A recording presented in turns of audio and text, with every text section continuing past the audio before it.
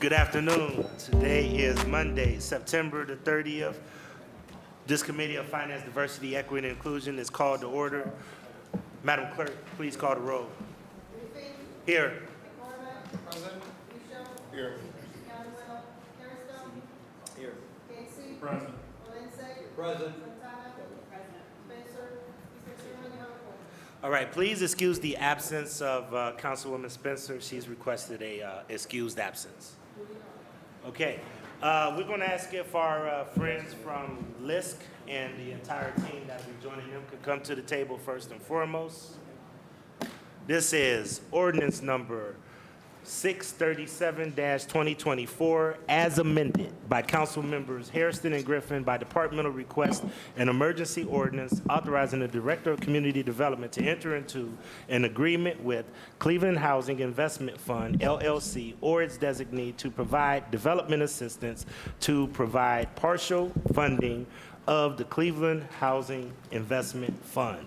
And I know Chief Epstein to kick us off, but Chief, do you want to introduce your guest? I would love to introduce my guest. Good afternoon, Finance Committee, Council President. Jeff Epstein, Chief Integrated Development.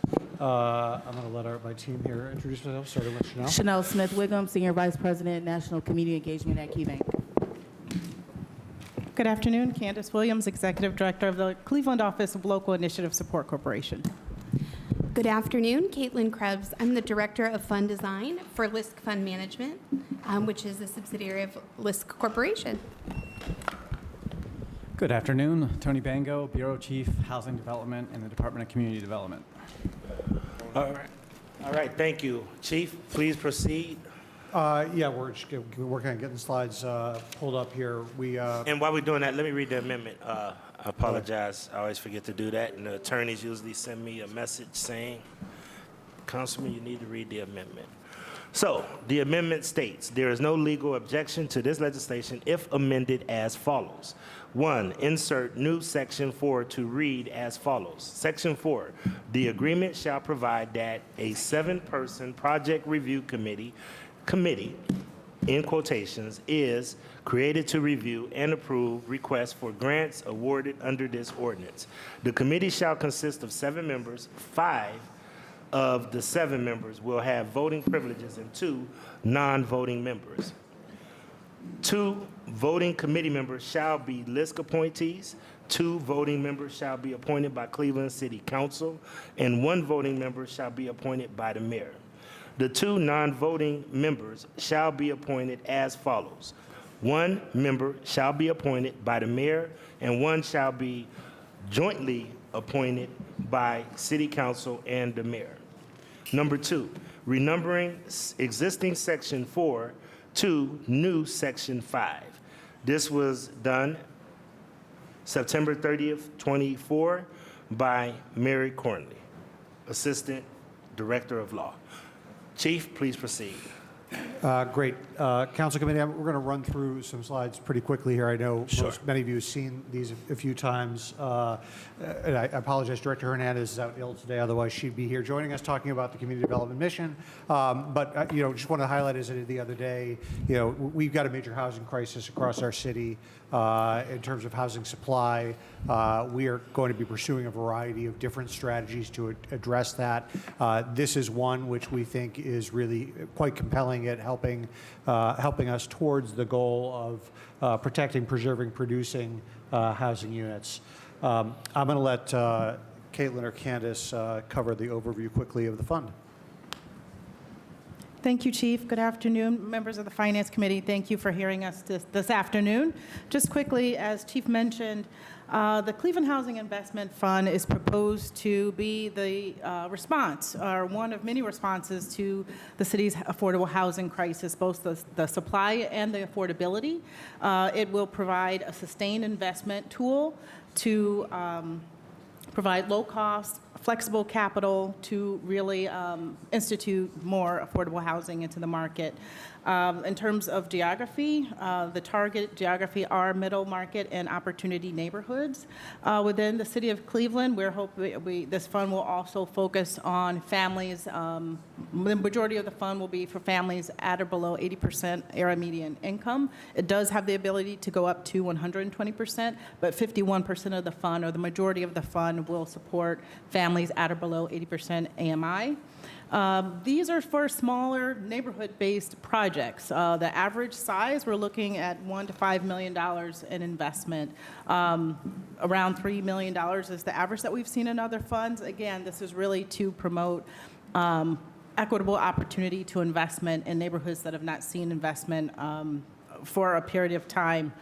In the goal, we hope to develop 2,500 to 3,000 units of affordable housing with the launch, if approved, by winter of '24. And I just want to highlight here the goal, which is small-scale projects in neighborhoods. So think about a vacant 16-unit building at the end of a residential block, or 10 units of apartments that are vacant on a commercial corridor over retail in a middle opportunity neighborhood for which bank funding is not traditionally available or is hard to get in small doses. This is going to provide flexible capital. We are also taking here $18 million of money from the city that is ARPA revenue recovery and budget surplus money. We are leveraging that with $82 million of private capital, starting with a $20 million commitment from KeyBank. That will create a $100 million fund that we expect, based on how these funds, similar funds have performed in other cities, to generate $250 million of private investment. Again, this is investment in the neighborhoods that have not seen it. We are also explicitly not, this is not a LIHTC fund. We've seen pretty much in many of these neighborhoods only LIHTC development. This is intended to kind of be naturally occurring affordable development in these type of neighborhoods. And again, 2,500 to 3,000 units. And we'll talk about the for sale aspect of this, but we have worked closely with LISC to push these funds to be available for housing developers that want to develop for sale housing. Okay. The next slide is really just to highlight a few of the goals that we want to elevate with this fund. One, as we mentioned, creating quality affordable housing at 51% of the fund or more being for affordable at 80% AMI or below, but also supporting economic opportunity, making sure that at least 30% of the fund is targeted to emerging developers. These are developers that have been certified by the city, whether through FBE, CSB, and MBE, with a demonstrated lack of access to capital. We want to ensure that, again, not only is the housing that's being promoted equitable, but the opportunities for developers is equitable as well. We've talked about the target in terms of 2,500 to 3,000 units, but then also being in alignment with the city's sustainable and healthy living and transit-oriented development goals. Just quickly about this fund structure, as Chief mentioned, we are targeting up to a minimum of $100 million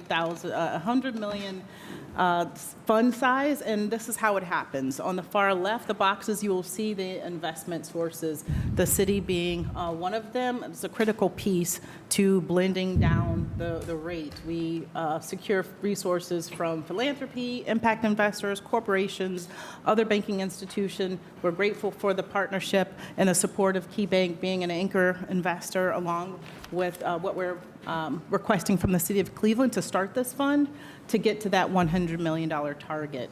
Once it goes into the fund structure, it goes out to developers to develop both multifamily and single-family housing.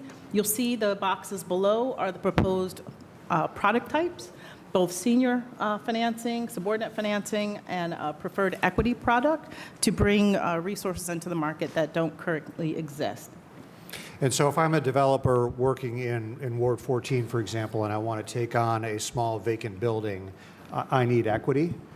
I may have some, but I may need more, and I also need debt. I'm going to have a hard time probably attracting a traditional bank loan.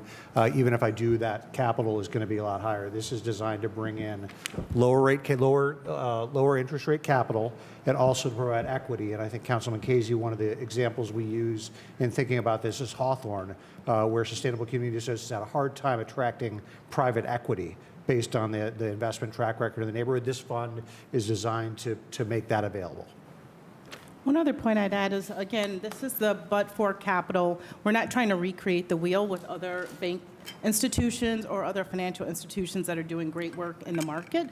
These are the non-LIHTC deals, the small multifamily projects that aren't competitive in other subsidy resources, and so really trying to create that level playing field.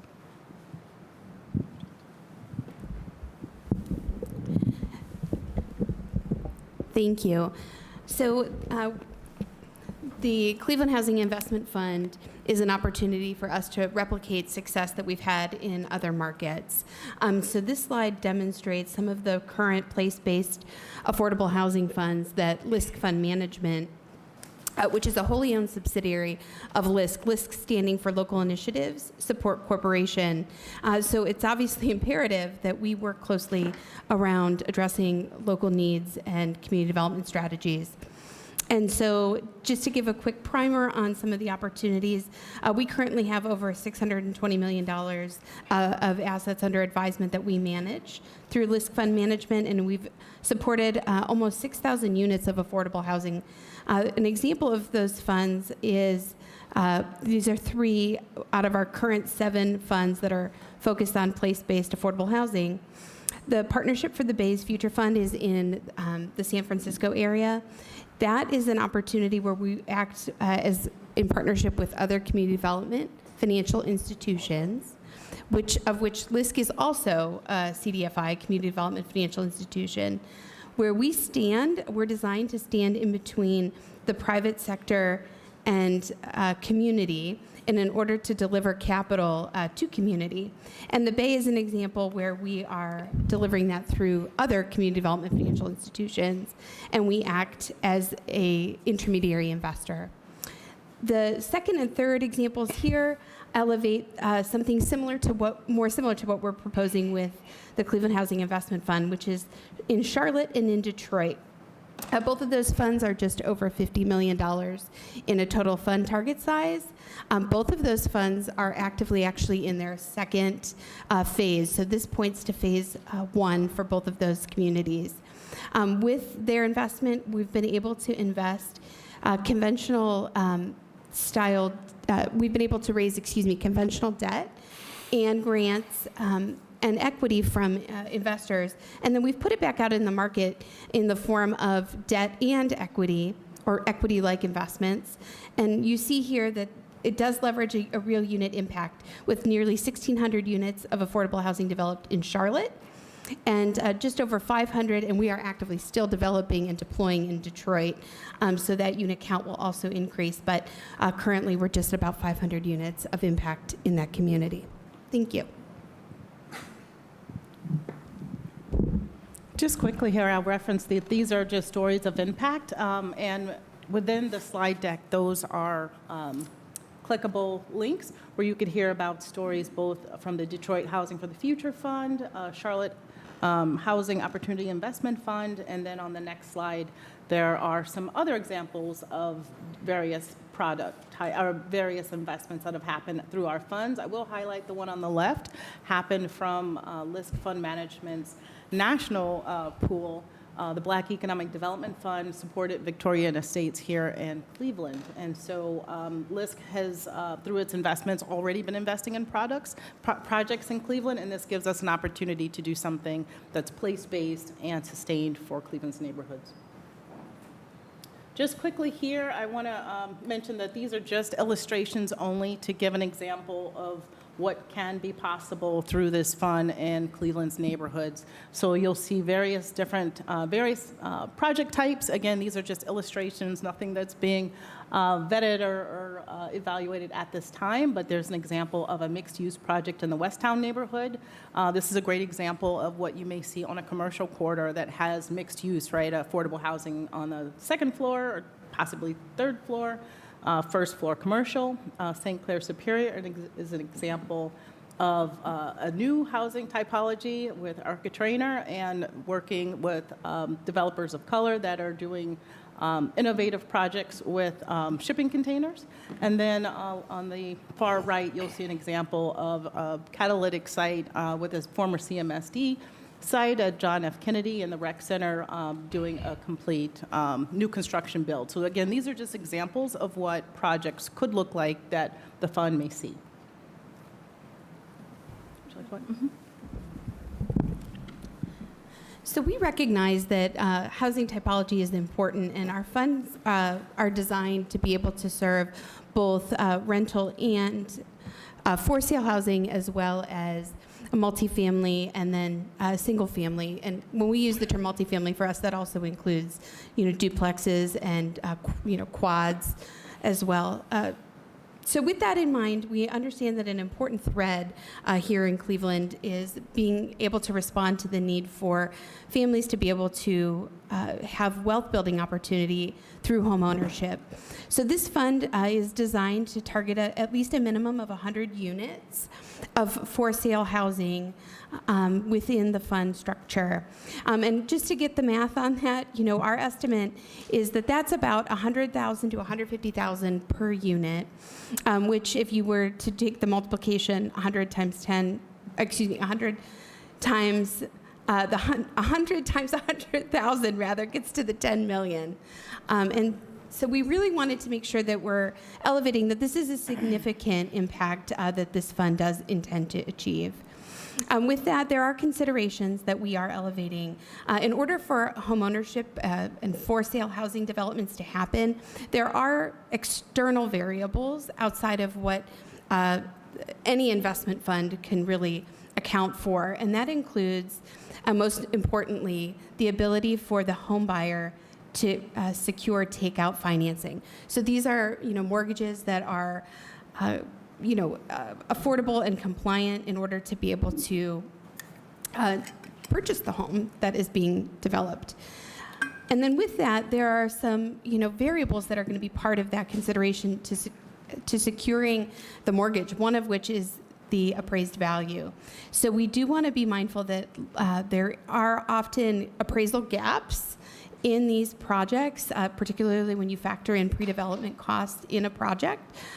And then we also wanted to elevate the fact that these homebuyers often need additional subsidy to help with the affordability component. So we are very excited that there are a number of partners locally in the market, and certainly the work that we do through our national programming that definitely support this and help address those considerations.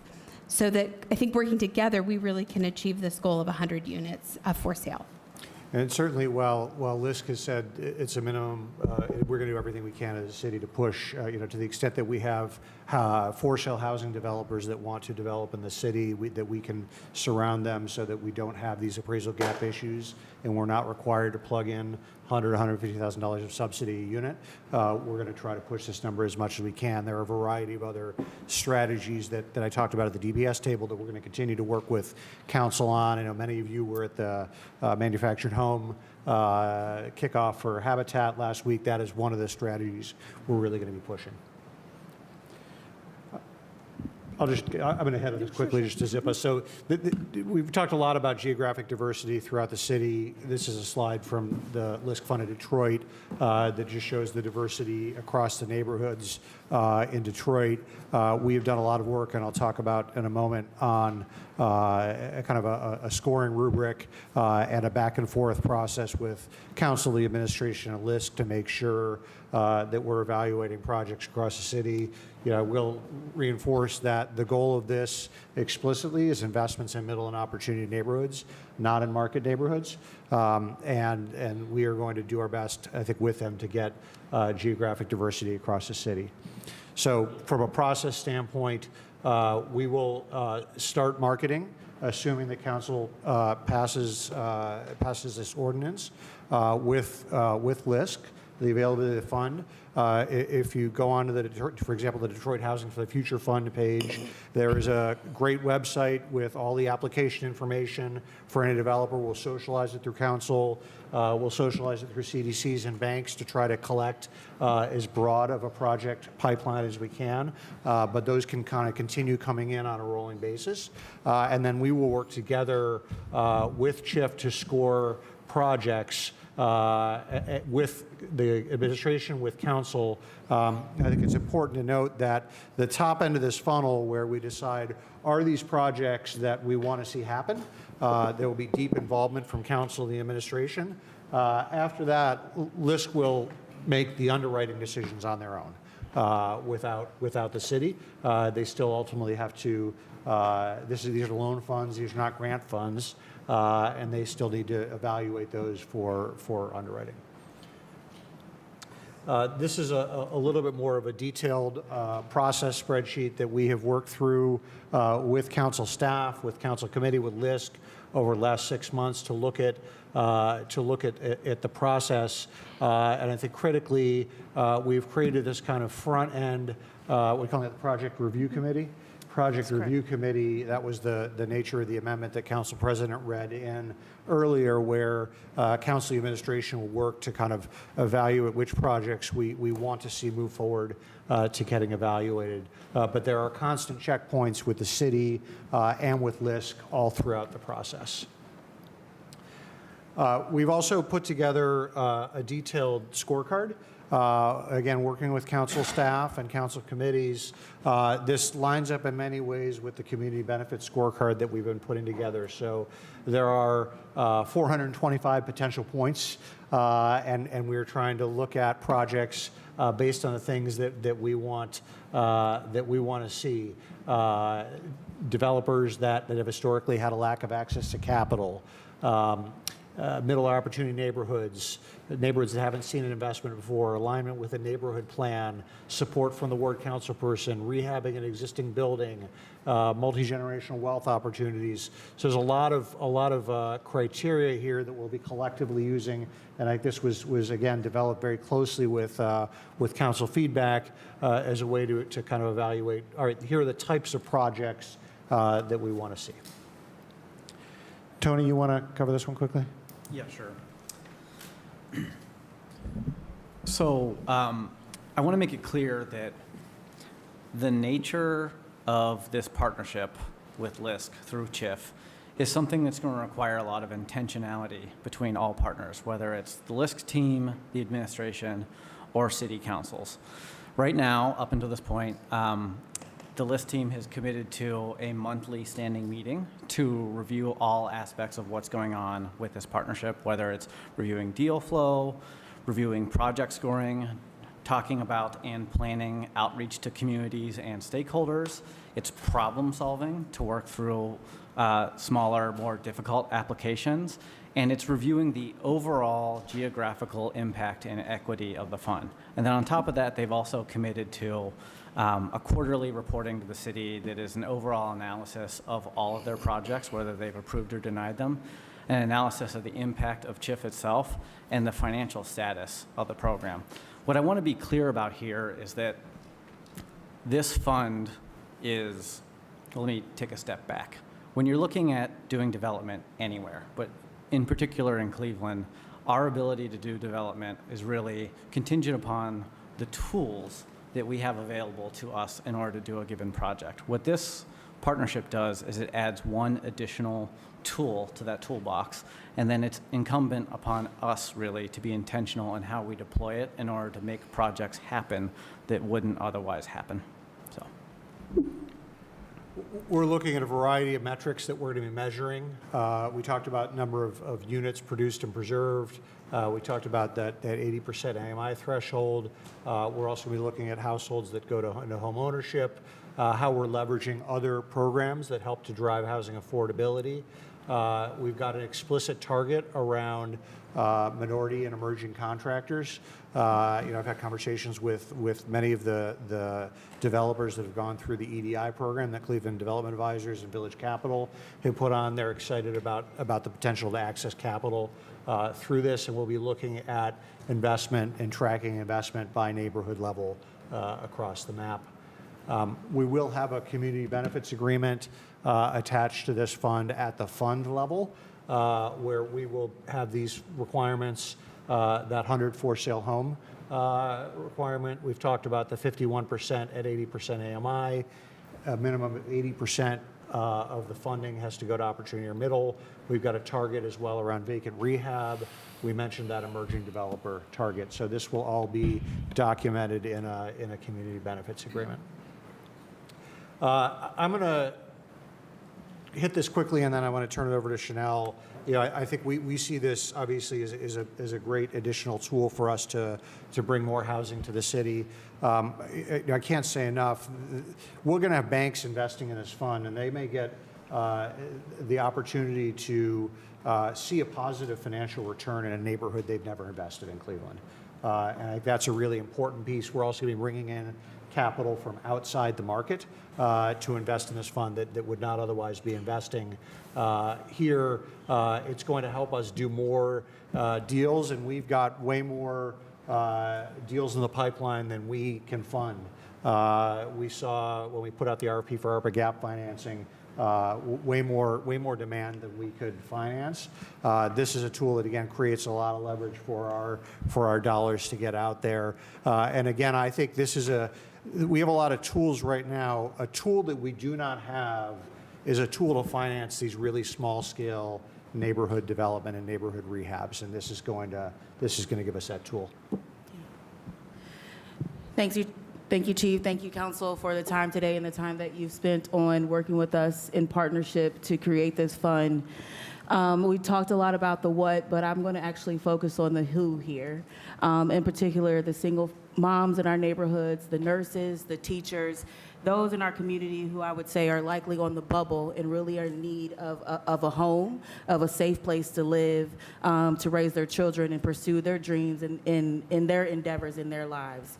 And so when you look in your neighborhoods, and I think in every ward you see 4 units, 6 units, 12 units of vacant buildings, right? Whether there's retail on the first floor or there's opportunity for housing on the second, third, fourth floor. This is what this fund is really for. In 2023, I had an opportunity to visit Detroit as part of my role at KeyBank and visit some of the investments and the projects that we've done in Detroit in partnership with LISC. And on one block, they were renovating, preserving 3 buildings, creating hundreds of units of opportunity for the city of Detroit. And I immediately came back to Cleveland and said, why can't we do this for our hometown? In particular, given that KeyBank is the ¡2 affordable housing lender in the country. And we saw a real opportunity to work with the city and work with the council to show up in a way that to be frank, a way that we may have never shown up before. And so that's why we're at the table and decided to make that decision to be the anchor investor in this fund, and really happy to do this in partnership with you all in the communities that you serve. So thank you. I just want to say thank you to LISC and to Chanel and Key for their leadership, to our team in community development, and to Councilman Hairston, Joe Titron, Brooke Sabin, Council President, who've been hard at work with us on this over the last 6 months. All right, thank you. We'll take a couple of questions, but before I go any further, I do also want to thank Councilman Hairston. I want to thank your team. I know you guys have been hard at work. A lot of people don't see the work that goes on behind the scenes just to get to the table to have open and honest and transparent deliberation. So I think that a lot of us learned a lot about the different housing types. I tell people, Chief Epstein finally sat me on the phone one day and convinced me that we need multiple types of housing because I'm a big home ownership person. And this council has really hung its hat on affordable housing and trying to make sure that housing is what we have doubled down and invested in. So I do want to make sure that I, say I thank you guys for really including that home ownership component. That was very important to council, and we know we had to do a lot of negotiation, but we think we got to where we want to be with that because in some of these dollars were money that we were going to put for down payment assistance. So in addition to that, we know we got to work with some of the other lenders in order to really try to advertise and beef up their programs. So that's important. And quite frankly, we know government can't do this alone. We need the private sector to come through, and we think this is a good opportunity. I started out this conversation, and you guys hit most of it with key things that were important to me and all of the council members. Developer diversity, making sure that we have developer diversity, that some of these small groups that want to do some of these purchase rehabs and some of these other things, that they can qualify and come to these tables and be able to get some of this support. Number two, making sure that we have end users. I'm glad that Ms. Smith-Wiggum talked about what's passionate about all of us. When we have 66% of our population in the city of Cleveland, in some neighborhoods even more, like 75%, that are single heads of households, are single parents, moms. And if we don't start building product for them, then we're inadvertently, I don't want to say discriminating, but we're inadvertently not being inclusive of pretty much one of the largest populations in our community. And I won't steal her thunder because I know where she's going to go with this, but Councilwoman Santana is right. What is really affordable housing? And making sure that that end user, that phlebotomist, that nurse, those folks that are environmental specialists, that we actually are building product and worker housing for them. So last but not least, which I know I'm going to get into my line of questioning, geographical impact. And geographical impact is important. We know that developers in this city like to go to 4 major neighborhoods because it's hot market. And part of this fund, from what I'm understanding, is where we're trying to go where the market doesn't always go. And that's what makes this also unique. Trying to go to areas like Lee Harvard, Collinwood, Bel Air Puritas, Camps Corner, areas that have small typology within it that actually, can use affordable housing products as well. So all of those are important, and I'll get into my line of questioning. First and foremost, have you guys done a market study, or how will we be able to look at a map to show where the middle and opportunity neighborhoods are and how they're classified? Keep in mind, we're also talking to the listening public, so can you kind of give us a little background on how you've identified those middle and opportunity markets where you stated that 80% of the fund has to go into? Sure. Thanks for the question to the chair and the committee. And I may lean on my colleague from community development to help here. When we renewed and made amendments to the residential tax abatement policy about 2 years ago, we utilized a tool that community development had put together to classify our neighborhoods based on the type of market activity that was going on. It evaluated, I think, 10 or 20 different factors ranging from investment levels, income, housing quality, et cetera, to divide the city in 3 market neighborhoods where the market is the closest to working. Those are the neighborhoods you referenced, downtown, Ohio City, Tremont, University Circle, where we've seen stronger market activity, and we ratcheted down slightly the amount of abatement percentage in those neighborhoods, and also added an affordability requirement. Then there are middle neighborhoods. These are the neighborhoods with higher amounts of single-family housing, but kind of on the edges of our city. They see some investment, but not nearly as much as those strong neighborhoods. And finally, opportunity neighborhoods. These are neighborhoods that have seen active disinvestment across our city, where we generally tend to have poor housing quality, and lower incomes. Not surprisingly, every map of Cleveland is the redlining map of Cleveland. This map looks a lot like the redlining map of Cleveland in terms of where those opportunity neighborhoods are. And so in terms of a market study, I know that the LISC team did a lot of conversation and did its own kind of study and evaluation of the market in terms of what kind of products were needed to help drive development in these neighborhoods. I don't know if you want to speak at all to that, Candace. Sure. Thank you, Chief, to the chair and the rest of the Finance Committee. We did do a market analysis. It took about 90 days or so, where we not only looked at the current housing typologies within the city of Cleveland, we also looked at demand. We looked at issues facing developers. We looked at other financing tools that are currently in the market to really create the structure for the fund. This fund was really built out of feedback that not only we received as part of our stakeholder analysis, we've done interviews with many developers as well as stakeholders to create and shape products that we knew were missing from the market and would be in response to what we're hoping to achieve, which is greater equity across Cleveland's neighborhoods. And so from that market analysis, that's where we found the current structure of the fund. And just one more thing, Council President, just to be clear, this fund cannot invest in market neighborhoods unless the city explicitly approves it and unless it is below 80% AMI. The goal is not market neighborhoods. The goal is St. Clair Superior, Clark Fulton, Central, Collinwood, these middle and opportunity neighborhoods. Glenville, sorry, I don't have the comprehensive list. Councilman. You don't have it. I know, I started. So just out of curiosity, if I could have a follow-up with that, is there's sometimes typologies within neighborhoods, because if I'm hearing you correctly, pretty much if this aligns right, in the areas that we have left 100% tax abatement, that these markets should align with where where we kept 100% tax abatement, if we line this up the right way. But then there's neighborhoods that I struggle to run into, for example, that's in an area where we've reduced the tax abatement amount. However, the typology is still distressed. For example, Penrose and that area around Euclid, where we know that the land bank is trying to build and fix up that area.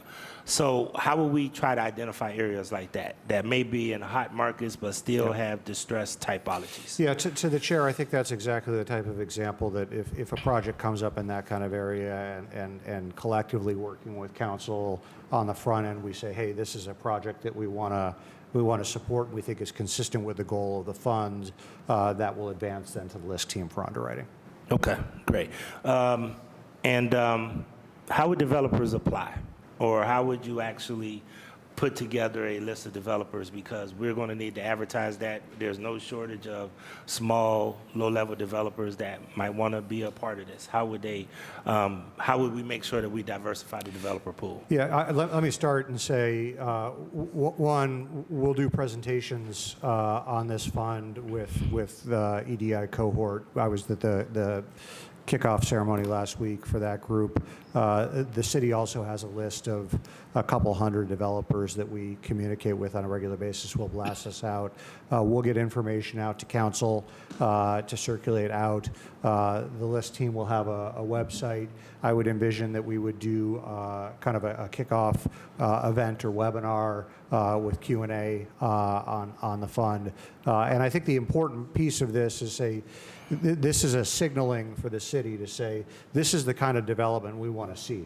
We want to see development in these neighborhoods, and we need more emerging and aspiring developers. We've created a tool to help them. And I think that's brilliant, looking at the CDA, the Community Development, because the EDI, ECDI does the Community Development Advisors Group. And that's great because there's a lot of emerging developers in that cohort that I think could be benefit from something like this. Any other government fund going into this? The county's there. We know that we have at least somebody who's a candidate that's talking about pouring money into building housing units. Why are we just focused on $100 million? Why are we saying that we have the potential through some other government programs? And if we have some more generous banks like Key that want to contribute, why are we just holding ourselves to 100? Is it because we still got way to go, or what? To the chair, I think the team will raise as much money as we possibly can raise. We have had conversations with the county to let them know we're doing this and have inquired about their willingness and ability to invest. They haven't gotten there yet, but we're going to keep asking. We're going to be talking to other corporations, other philanthropies, other levels of government. I'll say, as I said last week, we have a housing problem that's in the billions of dollars. We're going to need a lot more than $100 million, and we're going to get a lot of support from every level of government to tap into that. And we certainly are going to, I think the team here is committed to taking the 18 that we're putting in and getting as much match and leverage on top of it as they can. And in the scheme of things, just to, I'm going to get the cannons fall up, in the scheme of things, 100 million is not a whole lot. And we can't spread things like peanut butter. So we really have to be very, very intentional in where and how we're going. That's why the geographical impact is going to be critical, and want to be close to that. But I'm sorry, I didn't know if you had something that you wanted to share, Ms. Yes, Williams. thank you, Council President. I just wanted to also add that that is very much an opportunity to look at other resources to bring to this fund. And I'll ask Caitlin to mention the work that's happening in Detroit. MSHA is also at the table. That's the Michigan State Housing Development Authority. And certainly that's an opportunity for us to consider here in Ohio.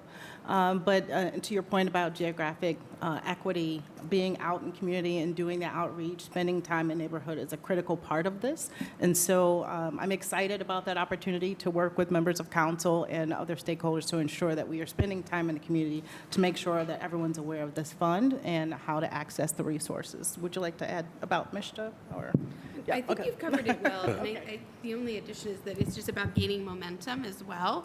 And so knowing that we have anchor investment with Key Bank, we do want to be able to be first movers and anchor investors and actually start getting momentum being built and housing development underway. Okay. And just so I can make sure I understand, a lot of these, we are working on CRA agreements with all of the banks. Will these investments help these banks be in compliance with the CRA agreement? Through the chair, yes. So yes, they will. So that's another sweetener for this whole thing, is that it will bring, we haven't had CRA agreements since about 2014, and now this kind of activity will help more around the CRA agreements. That's correct. Okay. I want to pivot to Councilman Hairston. I have Hairston, Polensek, Conwell, and I once again want to commend Hairston. I really tasked the committee chairs to do the big lifts before they get to the finance table. So Joe Tytry and Brooke Saban did a great job of really helping Hairston with this, and we had to negotiate because the housing piece was something that we really had to work through, and then also the decision-making process. So I'm gonna pivot to Councilman Hairston, and once again, I appreciate his hard work on this. I'll defer to closing. Okay, so Councilman Hairston will defer to close. I'm going to go to Councilman Polensek, then Conwell, and then Councilwoman Santana. Okay, thank you, Mr. Chairman, my honorable colleagues, and to all the representatives here at the table, and to Chief Epstein. First of all, I want to commend my colleague, Councilman Hairston, Chairman of the committee, and all have been involved in this negotiations and discussion. I have a couple questions I'd like to drill down on, and it goes back to the Housing Investment Fund page, where you list the dollar amounts that are coming in. We see the $18 million that's committed, that we have committed by ARPA funds, and then we see the private match. We see Key is contributing $20 million.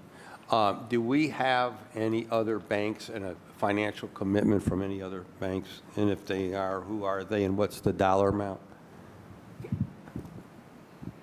Through the chair, thank you for the question, Councilman Polensek.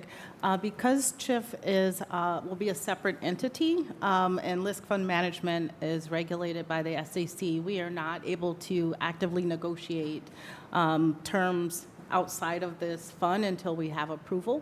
But based on the relationships that LISC Fund Management has nationally and the track record with other funds, we do have the opportunity to socialize this. There is great interest around supporting something that happens in Cleveland, and subject to approval, we will be able to actively engage in those conversations. But thank you for the question. Okay, 'cause- I'd like to add Yes. quickly through the chair. The city's funds will also be conditional on that larger amount. Okay. So, but Key is committed $20 million, correct?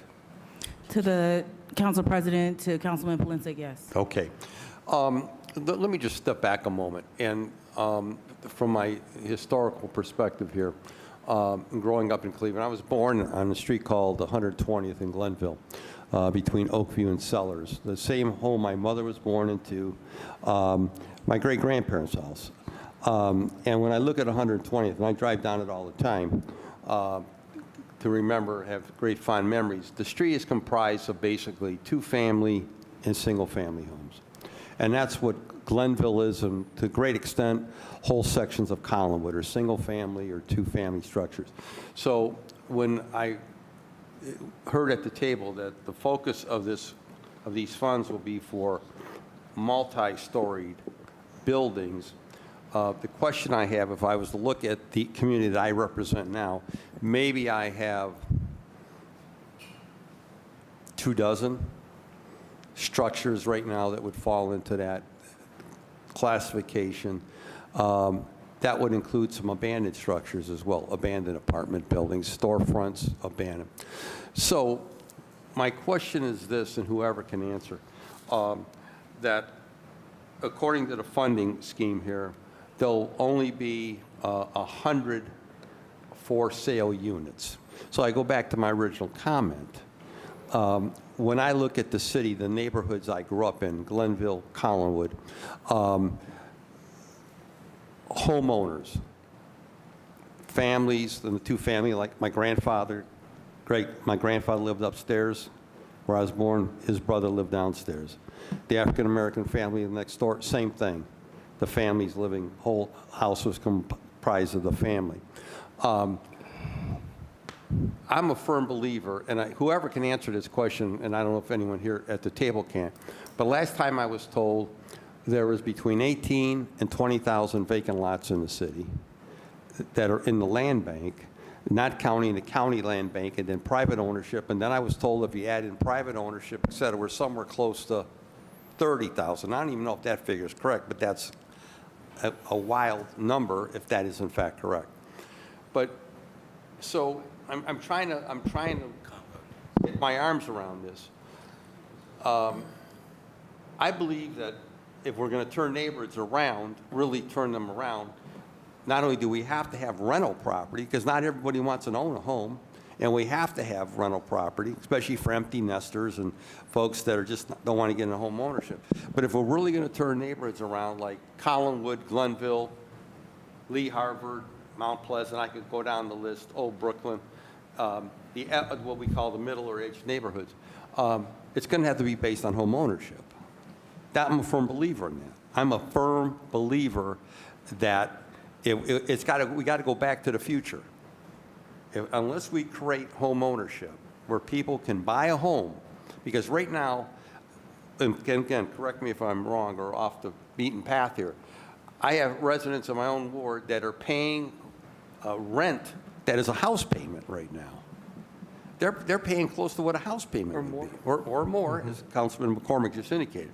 So if the bulk of these funds are going to multifamily or 3 and 4 level facilities, and I'm assuming this can be for new construction, correct? Mm-hmm.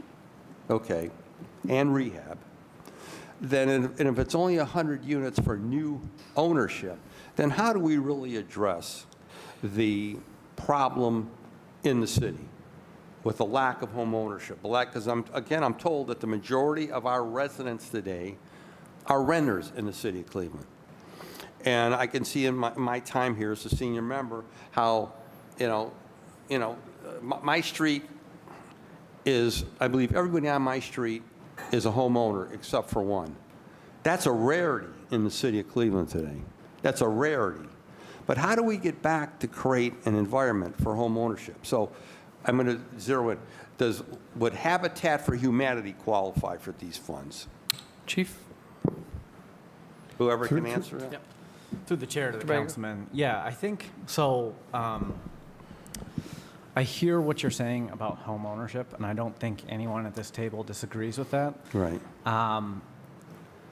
To make home ownership work through this fund comes back to that comment I made earlier about intentionality, where we really require partnership, finding the right developer. Talking to your mic so they can hear you. Okay. Sorry about that. That's right. So to really go as far as we can with the home ownership piece, it really requires intentionality and partnership, working with the right developer, someone like Habitat for Humanity, but it also could be someone doing modular home building or something like that, to do what we can, pairing these sources together, including this fund, to finally bridge the gap and kind of unlock that.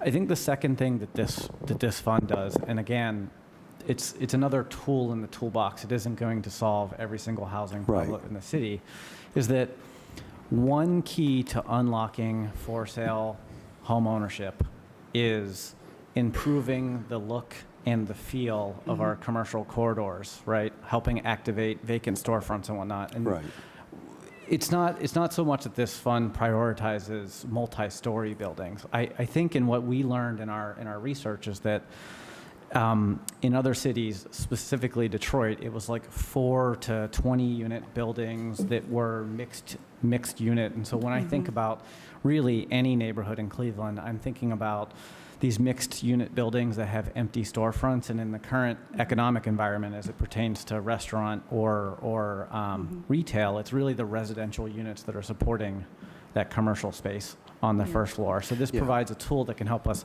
activate our commercial corridors and make them feel a little bit more safer and like a place you want to walk to spend your money. And you know what, Mr. Chairman, honorable colleagues, and to all, and first of all, I want to just say it. I appreciate Jeff Epstein's engagement, and I will say this. This administration inherited a major problem. Let's be honest about it. This administration inherited a major problem. This administration didn't create this problem. So I appreciate the efforts that are being made to try to address the issue, but you just touched on it. What you're basically referring to is Detroit Avenue in Lakewood. Okay? Storefronts and apartments above. But when you go again through whole sections of the east side, that's gone. We have empty lots. We have buildings that are abandoned. So if we're really going to have the impact is that we're going to have people, we're going to have the developers that are going to have to come in and really going to believe in those corridors, whether it be the St. Clair corridor or the Euclid Avenue corridor. Or that, I could go right on down the list that that I look at where these once apartment buildings were with the storefronts or et cetera. How do we reduplicate that? So I'm not opposed to that. In fact, I think that's an innovative approach, especially where we can create new retail with apartments above. So I'm on board with that. All I'm looking at is how do we jumpstart? Because you're talking at 2,500 to 3,000 new housing units. My greatest concern is that at the end of the day, I'd hate to see a bunch of developers making a whole bunch of money, and then all we're confronted with again is overpriced apartments or apartments that are subsidized, that we really don't have the impact in our neighborhood to stabilize. When you mentioned Detroit, it was my understanding that Dan Gilbert's companies were heavily involved in the Detroit experiment. Is that correct? To the president, to the council. Yeah. Got to get this right. Yeah. I think Liz can speak to Detroit, but I think you're hitting a fine point here in the opportunities that we can do both, right? I think this is a both-and approach. And I always say this, that people don't buy homes, they buy neighborhoods. That's right. Every morning, I take my stepson to school, and I am coming down Buckeye. As soon as you turn that corner around from Edwin's, how many vacant buildings are there that could benefit from this fund, that are now decorated with public art? But we need more than public art. We need economic development. Yeah. We need housing in our community. And then I was thinking about the homes on those side streets coming off Buckeye. Would I, Chanel Smith Wiggum, buy a home in that neighborhood if I know at the end of this street there's vacant buildings galore on that street on Buckeye? The answer is no, because I wouldn't feel safe having my son walk to school, walk up to the local McDonald's, or even be in that community. And so for us, this fund is looking at how do we kickstart the community development in the market to fill some of those vacant lots and vacant spots. So it's not just preservation, it's also new construction when it comes to mixed-use development too. So I don't want to miss that point. Like, we want to preserve and address those vacant buildings where we can, but also make sure that we are filling the gap in the neighborhoods. Okay. At the same time, it still is up to us as banks and our obligation to drive and support home ownership. And we do want to work in partnership with City Council and other leaders in this community to do that. And so I just want to make a fine point that us investing in this fund, or any bank investing in this fund, doesn't mean that we're not going to still push and support single-family home ownership, because it's both and for us. And through the chair to the councilman, I just want to add on top of that, cannot agree more that this is a all of the above approach in terms of neighborhood growth and development. We are working to make our permitting processes easier through our permit reform. We have implemented form-based code in a couple neighborhoods. We are doing everything we can to make it easier and cheaper and lower friction for developers to build homes in the neighborhood. Now, we have a long ways to go. We need to continue to invest in these type of projects so that the next time somebody does want to develop a home, they can look and see the other recent investment may have come from this fund. We simultaneously need to work to drive the costs of that development lower. We obviously are very engaged with Habitat and others on the possibility of taking manufactured home production at scale in the neighborhood and driving the cost down so that there needs to be less subsidy associated with that.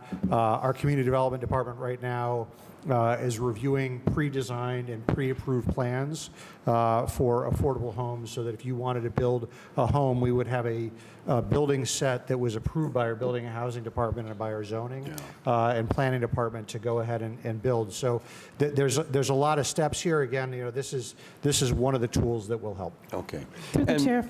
Yes. If I may also add, I just wanted to speak a little bit more about the homeownership piece, and that the intention was to be conservative because of the external factors that we cannot control. But this fund will not operate in a vacuum. Yes. Real time, as we're having these conversations about what this fund could be, we are talking to other partners, other collaborators to help offset some of those other considerations, like what are we doing around mortgages that have higher LTVs for families? What are we doing to be more intentional about collaborating with banking institutions like KeyBank that have other resources, both on the front end and the back end, in terms of closing costs, down payment assistance, to help to continue to bring those costs down. And so our hope is that that's a conservative goal for us. If we could do more, absolutely, we will make sure that that's part of the agenda. And then also, too, on the neighborhood focus, I think it's important to also reiterate Chanel's point that we want to be very surgical in our approach. Our intent is not to create multifamily across every neighborhood if that's not what the neighborhood wants or needs. It could be that there is a focus on preservation or extensive rehab of single-family homes and working with smaller developers to do that. It could also be, well, there is a need for affordable housing and multifamily apartment building, so it's going to be very important to do a lot of blocking and tackling. And I 15. I know. I appreciate all the comments. And again, I appreciate Jeff's trying to, and his understanding of trying to improve upon the permit process, because that's something in itself, okay? I mean, that is a nightmare. But anyway, I just don't want to look back on this in 5 years and look at, again, a bunch of developers have become very wealthy, and I'm looking at St. Clair Avenue, and I'm still looking at or Euclid Avenue, and I'm still looking at a bunch of empty lots and abandoned structures. Because that's not the intent. That's not, I hope, we can't just see this stuff, this new construction, go on the edge of the trendy neighborhoods.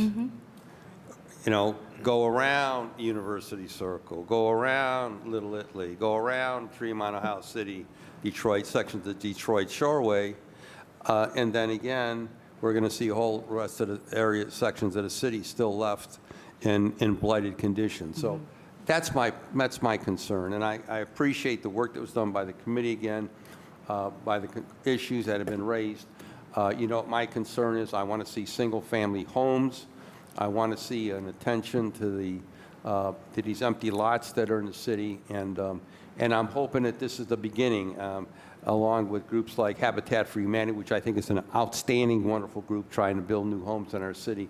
But we got to figure out how we're going to create, as my dear late friend Stephanie Tubbs Jones would say to me when we would talk, how do we create personal wealth? Personal wealth is owning something. It's owning a home. It's owning something tangible. Just as my grandparents had something tangible that I heard from them, you got to own something. You have to have something. When I bought my first home, my grandfather was happier than I was because he thought it was a success. It meant something. And so I want to continue to press home ownership and single-family homes and duplexes in the city. Thank you, Mr. Chair. Thank you, Councilman. Next, I have Councilman Conwell, Santana, Bishop. So, and thank you, Mr. President. Where do we first start off, Jeff, with just projects dealing with homes? In the southeast side or northeast side of Cleveland, on the west side? What do you think? Because you got to do a concentrated area, and then we move outwards. Through the chair to the chief. Through the chair, this is not a project of concentrating investment in one area. It's to the contrary. We're really working to achieve geographic diversity of investment across the city. Yeah, because what I don't want to see, reason I ask, we need a lot of help in areas, well, pockets of Glenville, as well as the southeast side. I want people through the chair, to do outreach, to constantly let people know this can benefit their neighborhoods. Because you'll see in certain areas that's more organized than other areas, they'll eat up all the resources. Through the chair to the chief. Through the chair, I mean, I think the goal is to do outreach as widely as we can. We have many neighborhoods that have the need that we believe can be helped through this fund. I think it would be success if we were able to invest all the dollars in projects across the city very quickly and be sitting back at the table to try to figure out how to create a second version of this fund if there's such demand in the city. So we'll start moving on this fund when? Through the chair to the chief. Through the chair, I believe, and I'm looking at my list, colleagues, if council passes this, we'll start the marketing and the fundraising right away. And you want to talk about timeline of when a first investment could be? Mm-hmm. Through the chair, thank you so much for the question. We are excited that this will happen right away. There are commitments in place from KeyBank. There are also, assuming this moves forward through council, we will be able to start investment right away. We don't have to wait until the full $100 million is raised. We will be able to do deals that are in the pipeline right away. And underwriting on average takes about 90 days, given the work that's happened in other funds. And so we will be fundraising simultaneous to investments happening. And the timeline for investments typically is about 18 months, but our hope is to accelerate that to do more deals. Yeah, you're right, because you could start moving on it right now, and then that would show some outcome measures, and then it makes it easier to the chair for you to get more fundraising dollars, because you're going to show some success to the chair. Through the chair, that's correct. You know what? Over to Jeff. When I was listening to Councilmember Mike Polensek, not just the $18 million that we're going to put in, on some of these streets, even though you might put dollars into housing, quality of life, it got to be there, man. You got to do street light maintenance, make sure the lights are on at night. When I drive my neighborhood, you got catch basins that have trash and debris. You got to get rid of that. When people call the police got to come, man. They got to feel safe. Why did people leave the city of Cleveland and move to the suburbs? Safety was first thing first. You can't have what we had over the weekend, because they look at that and they want to feel safe. They want safe routes to and from. It's neighborhoods. There was mention here earlier, and you mentioned Chantel, they want to know that they can walk out their door and feel safe, that their cars are not going to be broken into. They want to know that they have safe routes to and from the stores. You can build houses, but if you don't have safety, it's first thing first. And we got to stabilize that with the police. Through the chair, I agree. It's all of those issues. Right. It's safety, and I know our team has continued to work with council and work with the police to provide one of the largest pay increases in the history of Cleveland, to recruit more officers, to do more data-driven policing. As you know, we rolled out this new 311 system, which is helping us to be more responsive and to track response to quality of life complaints in neighborhoods. Our team is doing a park and rec master plan. So I think we're trying to address, there are many issues. I think as Councilman Polensek said, we're trying to address as many of these quality of life things as we can and put as much money out on the street to improve quality of life in neighborhoods as quickly as we possibly can. You know what? And we can start doing those things now. People shouldn't have to call a department 3, 4, maybe 5 times. I just talked with Commissioner Green when he was here. He said, Councilman, why do you walk in the director's office? I said, well, if they return my residents' phone calls, because the residents, we know what they look at. They see the council members. They don't see you, Jeff. They see me. Mm-hmm. They see Councilmember Harrison. Yep. They see Councilmember Brian Casey. They argue and fuss with us all the time, asking and requesting for safe routes to and from school, for their children, quality of life issues. You got to return those phone calls.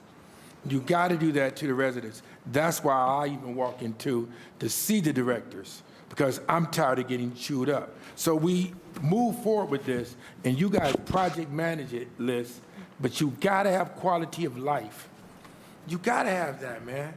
And you can't have, like in the summertime, high grass, high weeds growing up everywhere. You can't, my colleagues will tell you that. So we develop these houses. We want people to purchase homes in the city of Cleveland. It's even good with the bank, with Key Bank. If we do our part to make it better, then the comps will go up. You know what comps are. You purchase a house on Pierpont or Drexel, whatever the case may be, and people take drive-arounds in the neighborhood. They're looking for safety and not just the house. It goes side by side. It's like peanut butter and jelly. It's like chips and dip. All of that working together for the good of the whole. So we'll push this. I believe in this right here, but you guys have to project manage it, and you have to come back to council and tell us, are you hitting your benchmarks that you're narrating to us so that we can hit our milestones? And Jeff, when you guys read it, because I like reading charts, you got to look at the dependencies that you guys are talking about. When you do a fundraiser, it's dependencies that make fundraisers happen. You hit this dependency, you hit that dependency, to know that you're going to hit the outcome measures. But if you're just in front of us talking and you have no supporting evidence, we'll know within 6 months or a year that it's not going to happen. But that quality of life I'm telling you about right now, having police, having safety is first thing first, and it's not going to work. You can't have that what happened over the weekend. Councilmember Mike Polensek, you got to have safety. You cannot have what happened over the weekend and people want to move to Cleveland. I'm for this 100%. Matter of fact, I talked with my resident. We were talking, Chanel and I was talking about this, I think it was a week or 2 ago. Isn't that correct? Over the phone, I called you up. I returned your phone call, and we were talking about this, and I thought about safety. You got to have that. To the chair, to the councilman, to all council members, I called my councilman. There should be no surprise to anyone about everything. So, yeah. And we talk about it. You got to have the safety, man. I mean, we got to have that. That's first thing first. And people, when they call the police got to show up. They got to show up. We push this, but it's other outside factors when you do a project that will make it work, or neighborhoods won't happen. And as through the chair, Chanel mentioned, people purchase neighborhoods. When you buy houses, the Councilmember Mike Polensek just mentioned, you look at comps before you purchase a house. Yeah. You know, you compare it to other pieces. So I'm here 100%. I'm not just going to complain about, oh, and here's another thing to my colleagues. We got to pass that school levy. Yeah. What made people leave the city of Cleveland was the schools. I'm not talking about Warren Morgan. People wanted better schools for their children. And you have the right to have better schools. Education is a right through the chair. You have to have better schools for the children. If this school levy does not pass, it's tangible to what we're pushing right now, it would be like Humpty Dumpty. It would be just like Humpty Dumpty or a Great Fall. We gotta push the school levy also. It just can't be what we're talking about here. That piece gotta go hand in hand with what we're talking about. Through the chair, and that's my piece. Thank you, I'm sitting Councilman. back listening, and thank you very much. Thank you. Councilwoman Jasmine Santana, you. Bishop, Casey, and Harrison will close us out. Thank you, Mr. Chair. And we had a robust conversation at DPS, so I don't have many questions, but I want to touch on something that you mentioned, Council President. My area has been getting tons of LIHTC projects, which initially I was excited about, but every time I put out there, I announce it, you know, residents come back. That's not affordable. I'm tired of using that affordable word. So through the chair to Chief or anyone that could answer, what is 80% of the AMI? What is that actual rent cost? Through the chair, the salary range for 80% MI is right up here. It's 54,450. Tony, Adam, do you have the rent calculation? Through the president to the councilwoman. Not off the top of my head, for I think a 3-bedroom unit, it's probably about $1,500 to $1,600 a month, I think. Which is very high, right? Like, and I know that I was able through some projects partner to get that extra subsidy and that voucher program for these projects, which I think should be included in our CBAs at some point, but $1,500 is not affordable, right? And is the state allocating any funding or putting any funding to this budget? I mean, or to this fund? Through the chair, not as of right now, but we're certainly going to have that conversation. So normally state AMI is what is required for LIHTC project, right? Considering that they're not putting any dollars in as of now, are we able to put a price or, you know, I don't know, like consider a certain amount per month for Cleveland residents? Through the chair, thank you so much for the question, Councilwoman. That has definitely been a big part of our market analysis, is understanding the distinction between the area median income and the city's median income. It is very different, certainly neighborhood by neighborhood, and making sure that although the 80% AMI is a benchmark for investors, that's not necessarily the target for every neighborhood. Some may need incomes up to 120% AMI because maybe there's more workforce housing that's required, but in other neighborhoods, to your point, there may be greater affordability needs, and so we need to look at those deals differently and how to make sure, particularly because maybe a small multifamily building isn't competitive for LIHTC, but it still needs that deep subsidy. How can we make those numbers work with this fund and then other sidecar investments that might be available? So going back to what we were talking about previously is understanding each neighborhood, each project on a case-by-case basis to make sure that we're able to respond to the market needs. But that 80% is just it's something for investors to target in terms of affordability, but it's not across the board. And through the chair, I'll just elevate for you, Councilwoman, you know, to when I talk about the magnitude of the problem being in the billions, you know, this is what goes into it. You know, we have about $3.5 million a year in home funding that goes into subsidizing those LIHTC projects. That's it. And so, you know, every dollar additionally that you want to drop down rent requires additional, not loan subsidy, but grant subsidy from somewhere. And I think it's a topic that we are convening with Enterprise and LISC and the State Housing Agency, among others, with our community development team to try to advocate for more of that deep subsidy funding so that we can continue to try to bring rents down. But you know, we have an income problem and we have a housing supply problem in terms of getting to that affordability point. Okay, and to the chair, back to Candace. Thank you, Jeff. So you're saying that maybe per ward or per community, we'd probably be able to tailor the different types of rents and subsidy, depending on the gaps that exist in that neighborhood, right? Is that what I'm hearing? Okay, so it's not the same all across the city. Okay. Through the chair, that's correct. Absolutely. All right, so I just want to put out there, I mean, my area is 43,000 medium income in Clark Fulton, which is higher than my Stockyard area, which is a middle neighborhood, which is 23,000. There's, I mean, even what we council gets paid, $1,500, $1,600 is steep, right? We couldn't afford that. So I just want us to be mindful, of these challenges that exist in our city. But thank you, Key Bank, it is my bank. Thank you, Chanel, and thank you, everyone, and Chief and Hairston. And thank you. And just, I know I said something in the community development meeting that a developer, not any developers in the city, by the way, but a developer in another city when I was looking at a project said something about capital markets have no soul. They don't care about anything else. They want to make sure they get a return on their investment. And there's a lot of wealthy people that care about this city, but at the end of the day, the numbers got to work. And to hear 1,500 as affordable housing, I would tell you that's most people pay on a mortgage. So 1,500 for a mortgage, people will be living in Pepper Pipe. So just keep that in mind when we had these conversations. I have Bishop Casey Hairston. 317. Say what? 317. Okay, gotcha. Thank you, Mr. You President. watch. Go ahead, Councilman. Okay, thank you, Mr. President.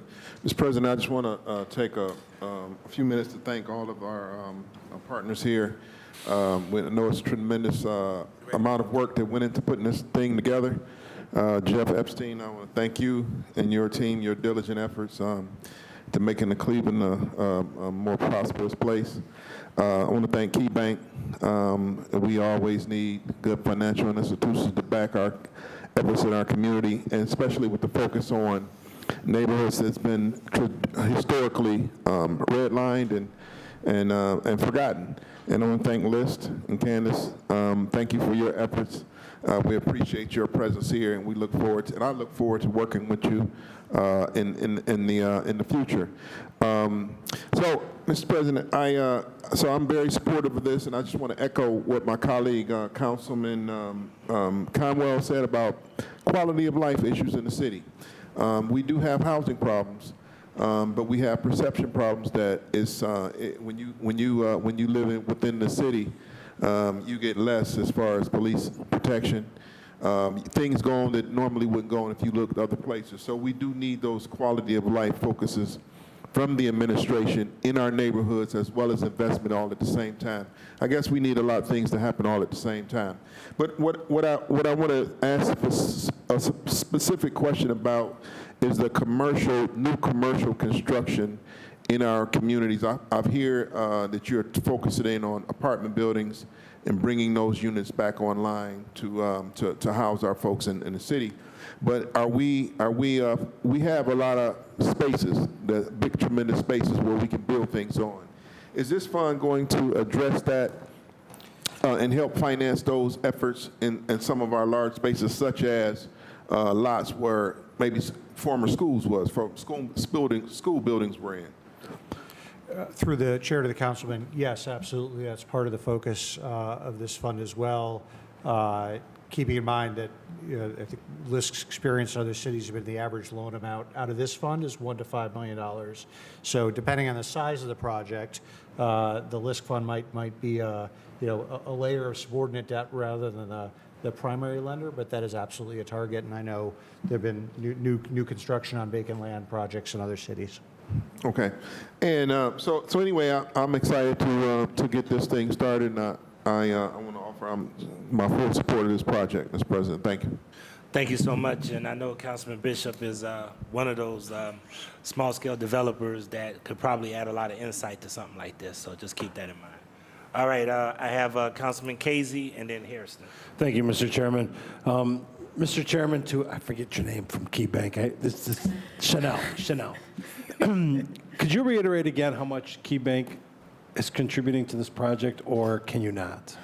Through the chair to Councilman Casey, For my name, just remember Chanel, like the perfume. Just Chanel give it number like that. 5. Yeah, Chanel number 5. We are investing $20 million in this fund. Okay.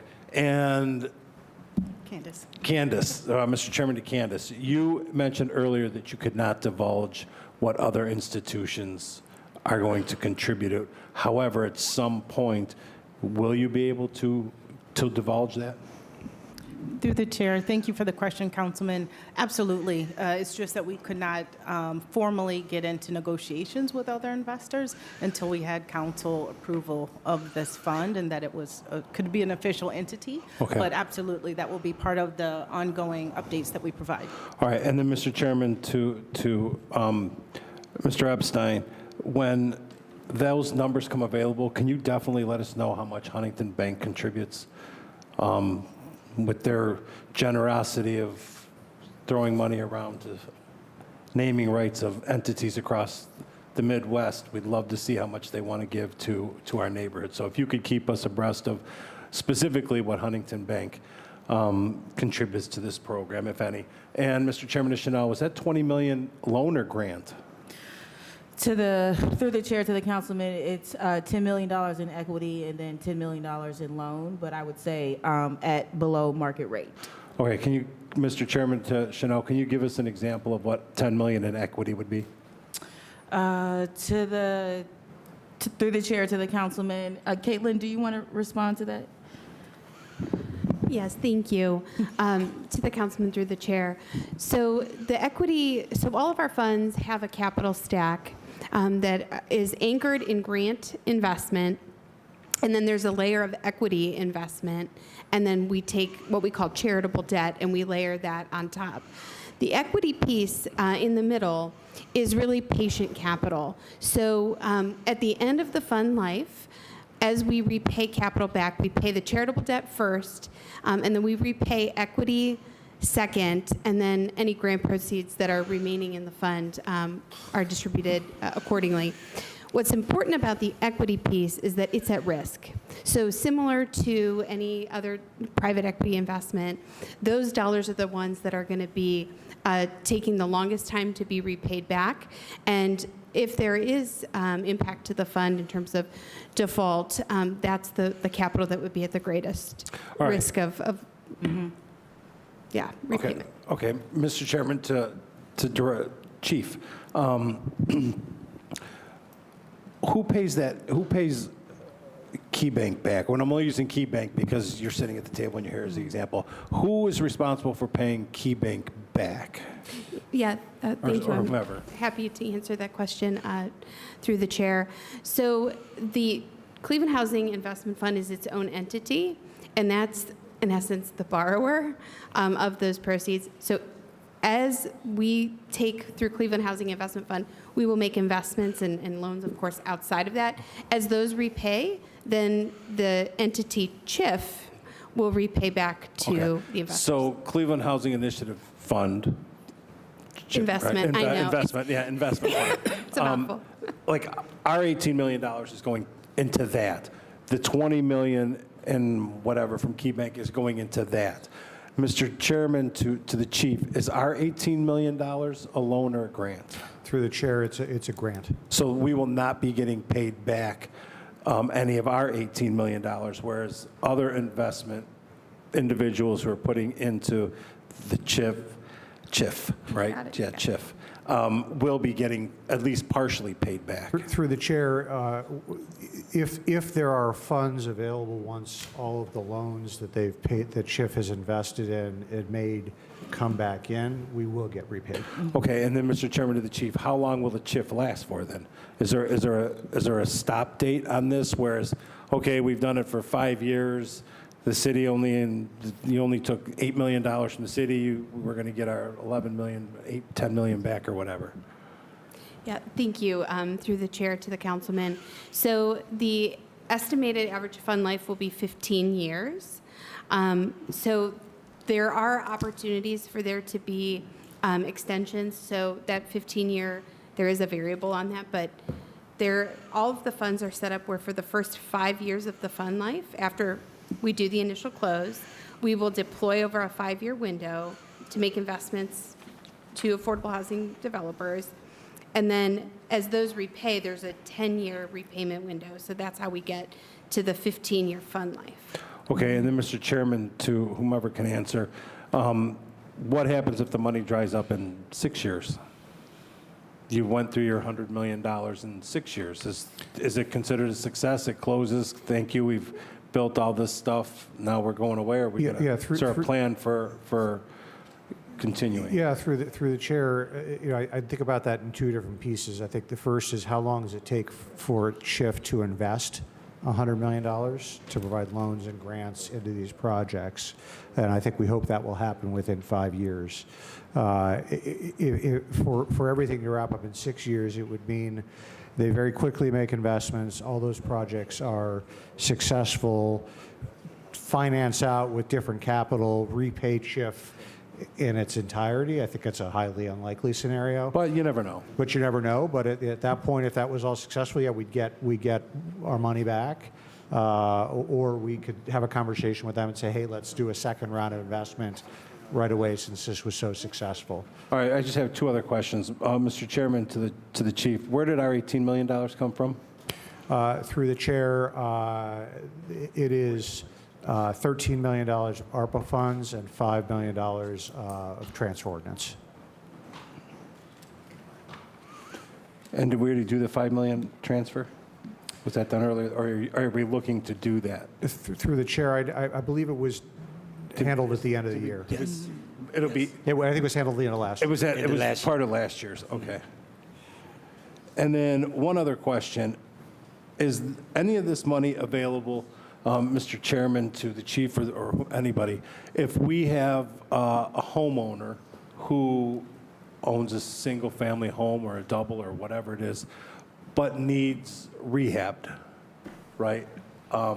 Does this money just go, like, if it's owner-occupied, but the house needs to be rehabbed, which we find a lot, you know, it needs a roof, it needs windows, foundation, whatever the house needs.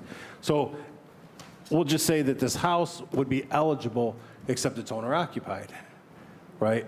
Are these dollars available to owner-occupied individuals through whomever your contractors would be? They would just, you know, however you're going to disperse those dollars? Or does this have to be abandoned in commercial properties?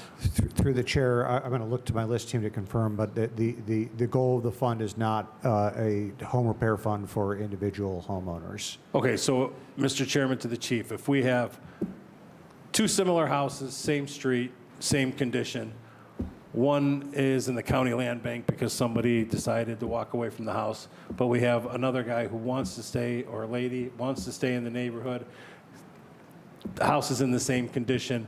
One is available for the funds because it's lost, and the other one is not lost. It's not eligible, even though the houses are in the same condition. Through the chair, I think we'd have to evaluate that particular scenario, but as I understand the goal of it, it is also not intended for just a single-family home either way. I mean, we're looking at it, if it's home ownership, it's somebody who may be either building or rehabbing a number of homes rather than a single-family home.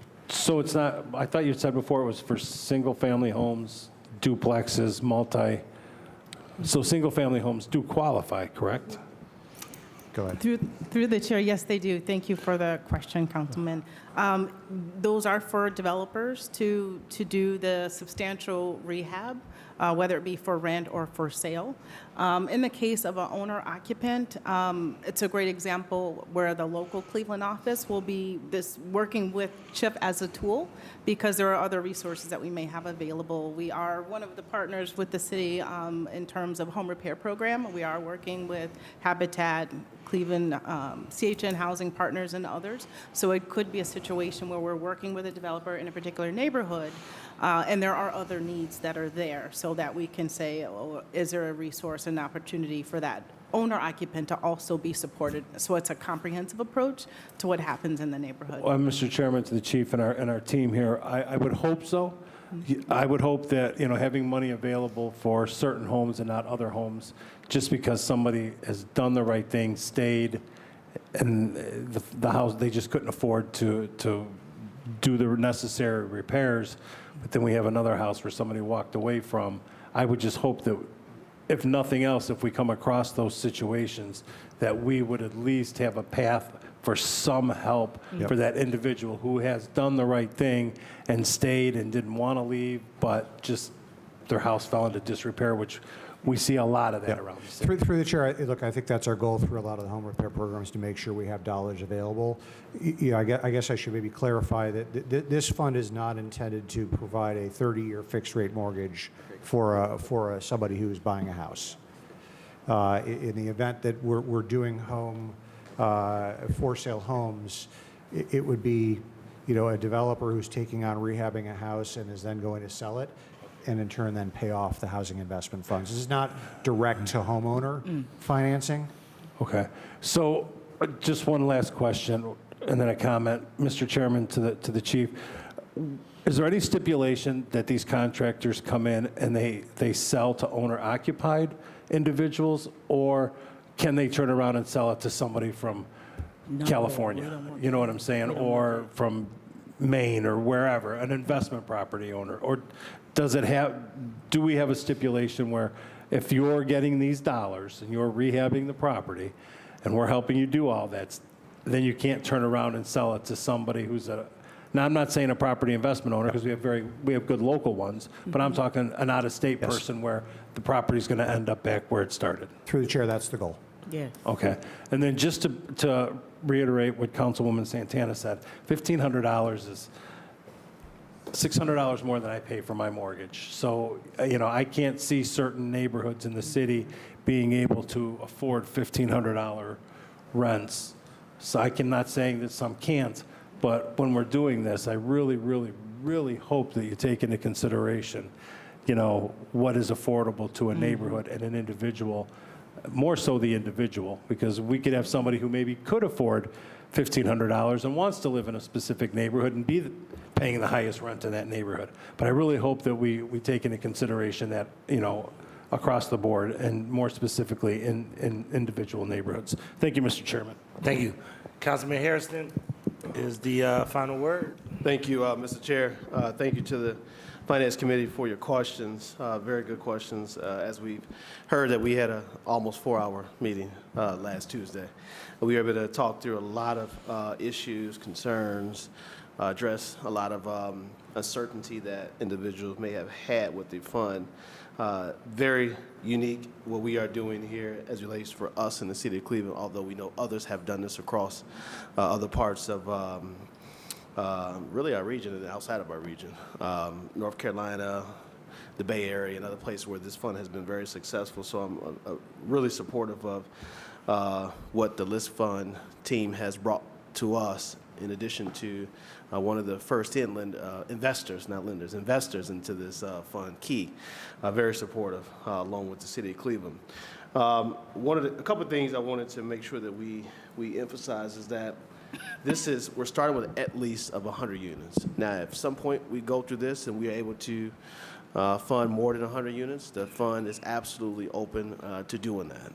As you heard from Caitlin and Candace from the List team, we wanted to have a baseline that we all felt comfortable with, that we believe that we can achieve, looking at all of the other support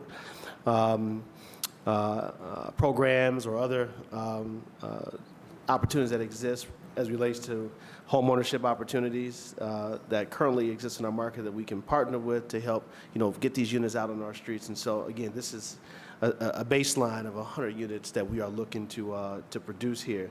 Also, as it relates to the AMI, it is up to 80% AMI. It is not 80 AMI and up. And so there's a little bit difference there.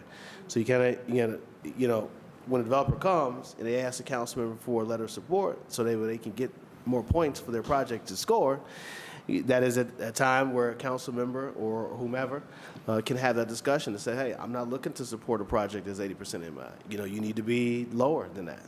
And so there's the ability there to provide support, not provide support as it relates to the project. And just really quickly, if the List team can just reshare with the committee and those who are listening the project cap and the applicant cap of the entire pool, as well, because I think that can make a difference.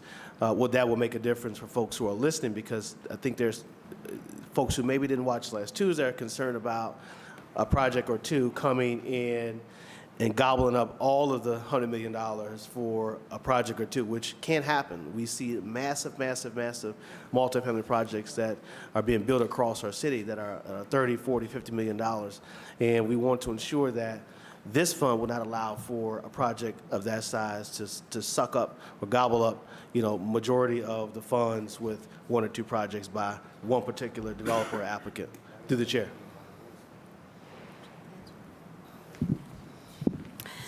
Thank you, Councilman, through the chair. So the fund is designed with underwriting standards and policies by which there would be a per cap limit for a project of generally $5 million.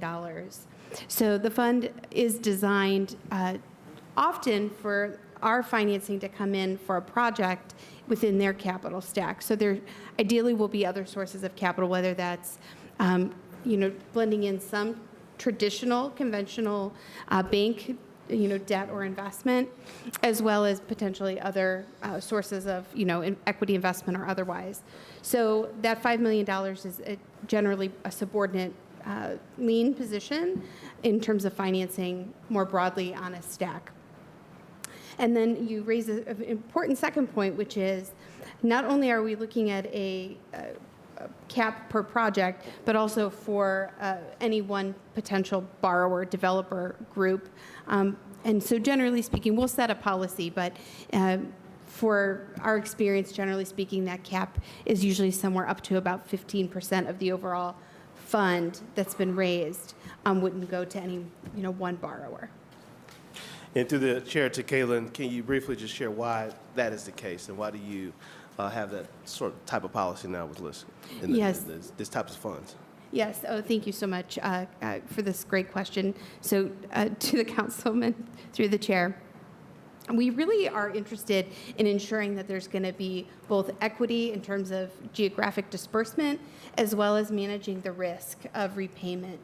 At no point do we want to concentrate investments to a point where it could put the fund at risk of not being able to repay investment, and also, not repay the investment at the asset level as well. So we're very mindful of that in the policies, and I did share, I think last week as well in our discussion, that these are policies, and if there's a situation where there is a project that's compelling and of high impact, we certainly would bring that back to the deal review committee or the project review committee to evaluate and discuss. So Got thank it. you. Thank you. And through the chair, those 2 points that Kaylee responded to are very important, because when we talk about equitable distribution, we talk about clumping of projects, we talk about, concentration of investments, we believe that through the matrix, through the overall applicant cap, the project cap, and other things that are put in place could really, discourage that type of behavior within the fund. So that way we can see investment happening all across the city of Cleveland, where, there are opportunity and there are middle neighborhoods that exist.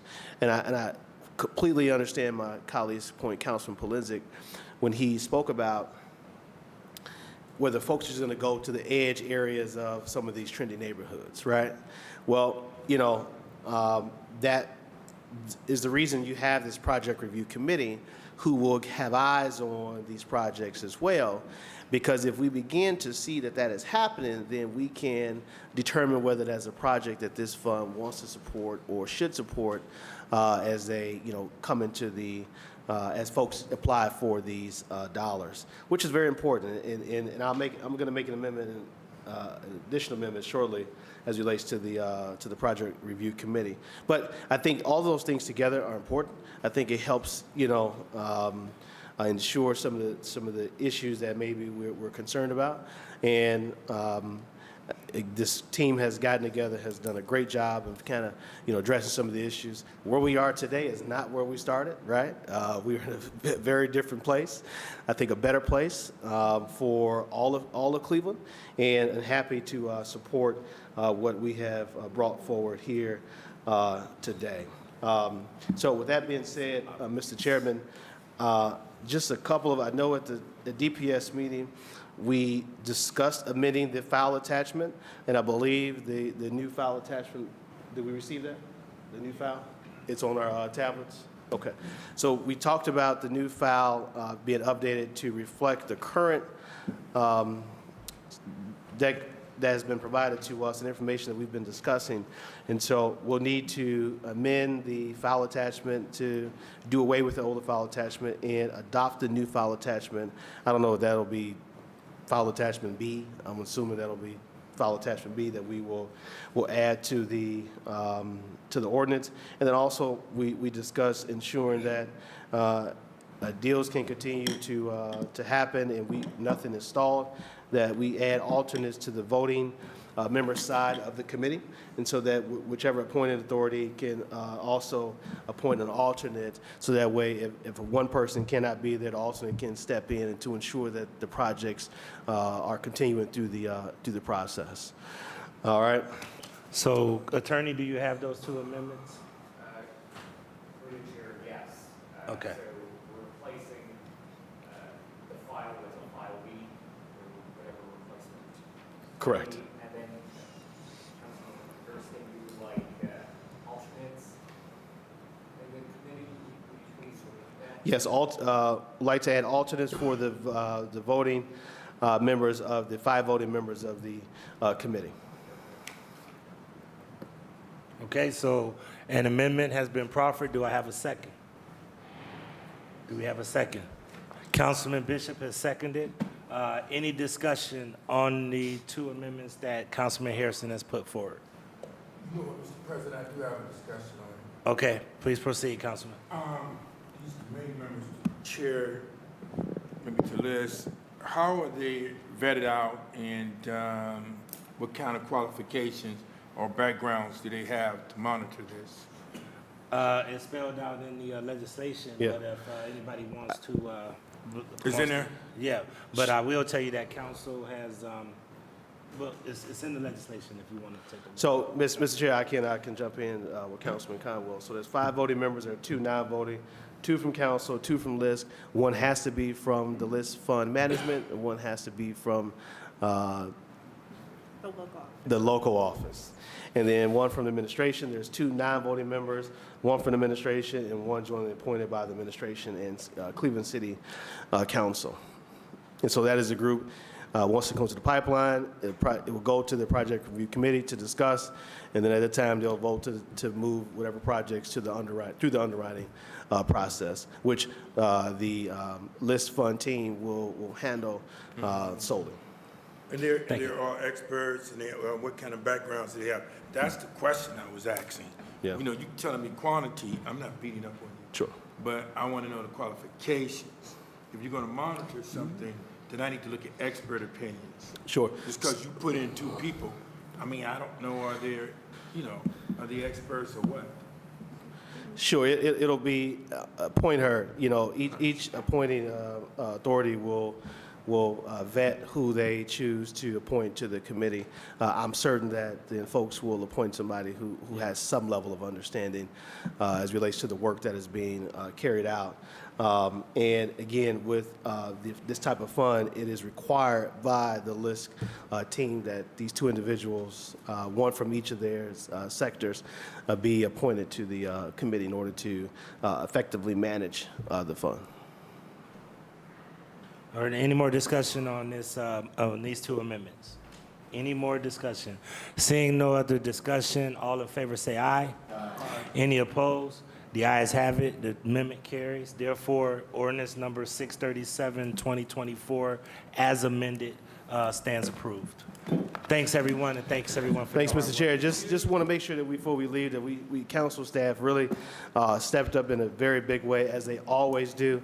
Very active in this process. Brooke and Joe Titron, our new Director of Policy and Research, they were stellar, working along with the administration and the LIST fund team. And so I just thank everyone for helping to bring this together. Thank you.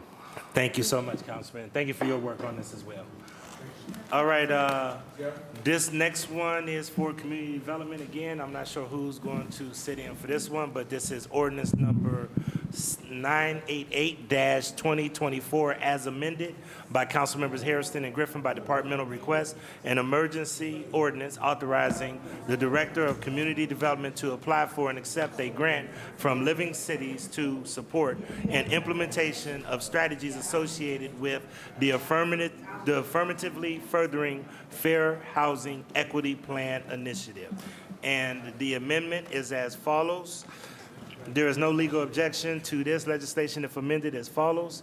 1, in the title, line 4, and in section 1, line 3, after Living Cities, insert and/or its designee, which may include Third Space Action Lab in both places. This was dated 9/27/24, and it was signed by George Peters. And I'm going to ask if those council members that are in the hallway, if they could come in so we can make sure that we keep a quorum. Thank you. Please proceed, Mr. Wackers. Thank you, Council President, members of the committee. With me today, I have Bureau Chief Aaron Miller-Tate, who oversees community programming. And under community programming is also fair housing. As a result, we have a good opportunity now to receive a grant, which you will go into more detail on. But it is to not just ensure that we further fair housing in the city of Cleveland, but make sure that City of Cleveland residents get the type of housing that they deserve, that are high quality and affordable throughout the city. And with that, I will hand it over. Welcome, Ms. Tate. Thank you. Good morning, afternoon. What time is it? I am here to ask for this legislation. We are seeking this grant to fund some community engagement work around the affirmative furthering of fair housing. The plan is to do this engagement seeking information about the kinds of resources in fair and equitable housing that residents need and desire. It's a grant from Living Cities, which is a sort of think tank foundation that is working with the department in these areas, helping us do some work to align our fair housing work with the equitable housing plan. Thank you. And been very familiar with Living Cities, doesn't do a lot of work with them, and also very familiar with fair housing. Councilman Hairston, I know that he relieved this from the committee. Did you have any input you wanted to give before we take any lines of questioning? All right. Any other questions? Seeing no other questions, ordinance number 988-2024 stands approved as amended. Thank you all so much. Thank you. Okay, please sign on. Ms. Tate, you survived your first meeting. I did. All right. Next, we're going to go to finance. If we could, this is finance ordinance number 938-2024 as amended by Councilmember Griffin by departmental request and emergency ordinance to provide for the transfer and amendment to the general fund appropriations in the amount of $343,475. And the amendment is as follows. There is no legal objection to this legislation if amended as follows. 1, in section 1, at executive branch, at general government, strike city planning commission and insert Board of Zoning Appeals, and at Department of Public Works, strike Division of Park Maintenance and insert Division of Park Maintenance and Properties. And this was dated 9/19/24 by Kevin Roberts, Chief Assistant Director of Law. And Mr. Hartley? Mr. Chairman, members of the committee, we are requesting approval of the transfer and amendment to the general fund appropriations in the amount of $343,475 to fund 12 positions in various departments for the remainder of the year. We have provided you with a handout summarizing this request broken down by department. And with that, Assistant Director Matt Rogonjic, Jim Gentile, and I are here to answer any questions you may have. Thank you. First up is Councilman Brian Casey. Thank you, Mr. Chairman. Mr. Chairman, to our director, is this coming out of the pool money that was set up? Yes. Or is this money coming out of other different departments? Mr. Chairman, to the council, it's the pool, vacancy pool. All right, Mr. Chairman, to the director. Currently, the city of Cleveland is probably anywhere from 300 to 500 employees short, right? So what makes us think that if we give you this $343,000 that you're going to be able to hire these 12 people, and as you said, for the remainder of the year? To the chair of the council person, half of those vacancies are in public safety, so these divisions here have been, a lot of those have been filled in these specific divisions. Now, I wouldn't say every one of those, but most of the over half the vacancies are public safety. These are actually divisions that have filled their vacancies for the most part. All right, Mr. Chairman and Mr. Gentile, have any of these 12 people on this list right here been hired yet? To the chair of the council person, no, they have not been No. hired. So, and we know, and as was stated, this is just for the remainder of the year, this $343,000. How are we going to be able to, knowing that our civil service is as bad as it is, knowing that the pool, not the money pool, but the pool of candidates is slim, how are we going to onboard these 12 positions by the end of the year? To the councilperson, civil service continues to put out tests. They post positions. Again, we haven't filled these yet because they're not approved. They're going to aggressively try to fill these positions, and these positions then are going to be added to the next year's budget in these divisions if these are filled this year. So, Mr. Chairman, to Mr. Gentile, then why don't we just add these to next year's budget, knowing that we're not going to get these 12 people hired? We're not going to hire 2 arborists by the end of the year. We're not going to hire a BZA assistant administrator. You're not going to hire a landscape designer. I know that what the intention is, but the reality is we're not going to be able to hire half of these people. So why not just wait until next year, add them into the budget, and you're good to go? To the chair of the council person, the intention is to hire these people before year end. I mean, that is why we're coming forward with this. Hopefully, we if it's passed, we will succeed doing that. Again, HR and civil service is working diligently to try to close up these vacancies. So these are needs that they need. Again, the intention is to hire these before year end. And then, Mr. Chairman and Mr. Gentile, since you're here as a spokesperson for these divisions, how long have they needed these positions and how long have they been unfilled? To the chair of the council person, we didn't have these positions in these divisions because we're asking for them now. So they have, this is a brand new ask. So what happened is each division submits requests to fill positions. That list is then narrowed down to what we really want to fill. And this was the list. We got it down to 12 individuals because it was a much bigger list. It was whittled down to this to take out of the vacancy pool. All right, then is it safe to assume, Mr. Chairman and Mr. Gentile, these 12 positions were not budgeted for 2024? Correct? These are in addition to? Through the chair of the council person, these were not in their original budget. Correct. And then, Mr. Chairman, to the director, how much money is left in the pool? Through the chairman to the councilman, $2.7 million. All right, thank you, Mr. Chairman. All right, thank you. Councilman Michael Polensek and Councilman Kerry McCormick. Thank you, Mr. Chairman. I'm going to follow up on Councilman Casey's question. I just want some, unless I missed something here. So these employees that you're recommending, and just go back to this last, these are not in the present budget? Through the chair to the councilman, that's correct. Okay. So going back to the pool of employees, how many are left in the pool, employees? Yeah, so through the chair to the councilman, there's 24 left in the pool, plus the 12 that we're asking for today. Okay. So when you came to us during budget of, I'm trying to think of how many was in that, in the swimming pool there, how many were there? To the chair, to the council member, a total of 82 positions were in the 82 positions were in the pool at that time. And so you're down, you whittled it down. Is that what I'm hearing?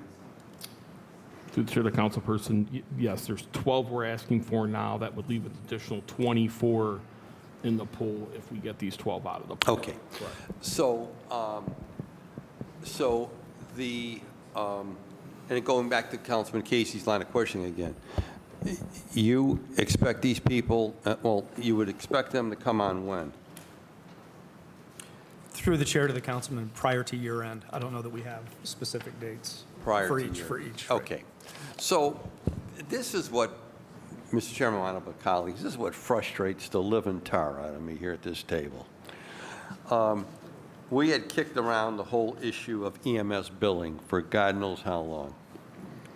And so you come to us now with this, and yet you let EMS billing disintegrate to a point where there was only 4 people left, where there was once 15. And I was doing some of my own research, and this figure I just find extremely troubling. You didn't fill the positions that were critical, and so there are 80,000 unprocessed runs claims right now with an estimated charges totaling $70 million between January 1st of 2023 to 9/30/24. That's $70 million unprocessed claims. Okay. Now, I'm gonna just listen. Let's listen before you guys have a coronary.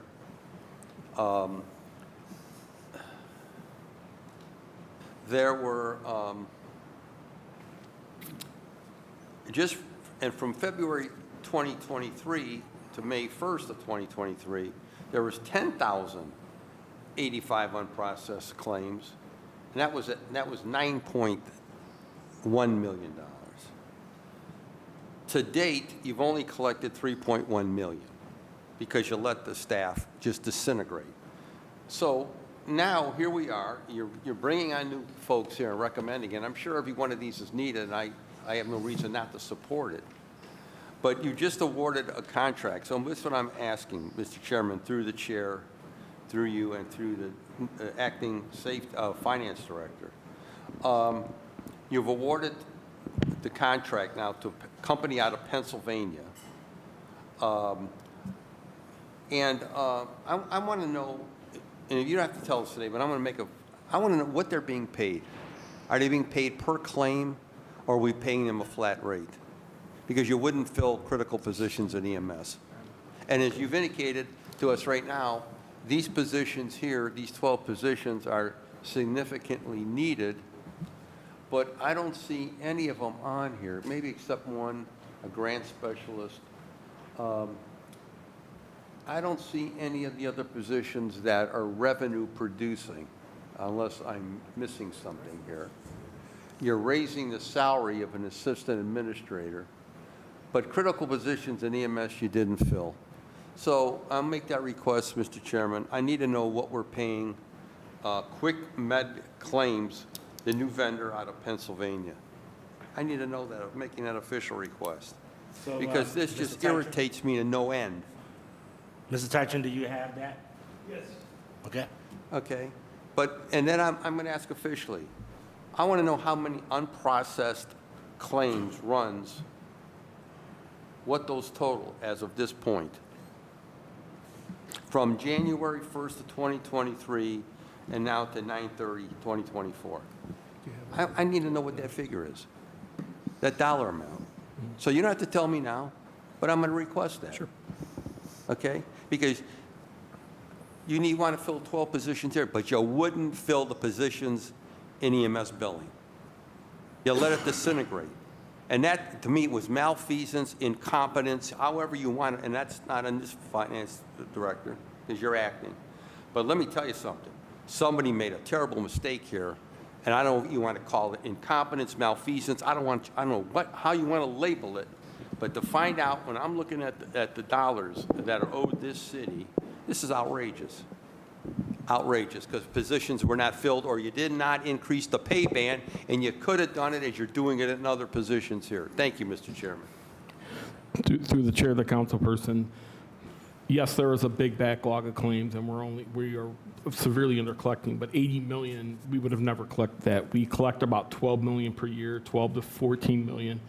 So that I don't know how that number calculates. Those claims might equate to 800 million or 80 million. We do not. 70 million. Okay, 70 million. We would not have collected all that. Yes, we should have collected more money. We are behind, but 70 million is just not feasible. That's just not a right number. So I just wanted to clarify that. Well, Mr. Gentile, the proof will be in the pudding. If you let claims go for God knows go forever, and you never made an effort to collect it, maybe that's unreasonable to collect it at this point. But the fact of the matter is, we're dealing with right now a transfer ordinance, what you believe to be critical positions, and I'm not questioning those critical positions, but something that was important is EMS billing. You guys wouldn't fill the positions, and we lost revenue as a result of it. And I rest my case. It speaks for itself. Okay? Through the chair of the council person, I want to just explain again what we did with EMS billing. Again, we made a push to hire people in 2002. We only had one applicant accept the job. That person worked here a few months, they quit. We are down to 5 people, including the supervisor. It'll be 4 shortly because one put a notice in. So we are down substantially in that.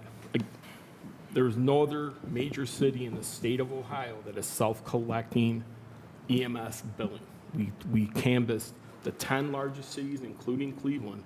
We were the only one doing that. That tells us something. Yeah, it tells us something. We weren't able to do it, and we had a staff at one time that were able to do it. If we could, let's make sure we run everything Okay, through thank the you, chair. Mr. Chairman. I don't want to belabor the point. The fact of the matter is, I've asked through the chair what it's costing us, what this company is charging us out of Pittsburgh, Pennsylvania, to collect EMS billing. Thank you. And through the chair, I'm going to end on this.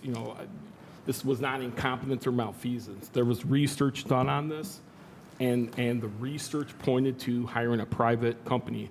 That was done through a competitive process, through an RFP, and this is the company that had the best deal for the city of Cleveland. So we have a request to get what the contract is with that company. So if we can make sure that we get that to Mr. Titron and follow up with Councilman Thank you, Mr. Chairman. request. Mr. President. Thank you. Councilman, you want to be on the list? Because I got Yes. McCormick up next.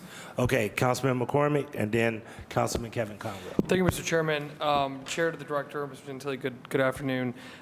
Just through the chair, my assumption here looking at it is that a real estate attorney is not getting paid $36,900. That is a portion of the salary. Is that correct through the chair?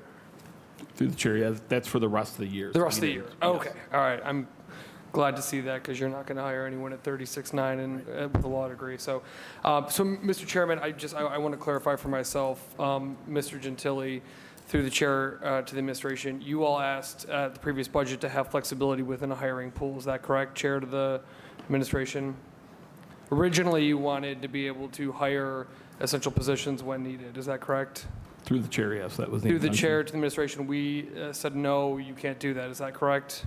Through the chair to the councilperson, yes, that's correct. Mr. Chairman of the administration, we said then you have to come back to us and ask for these positions. Is that correct?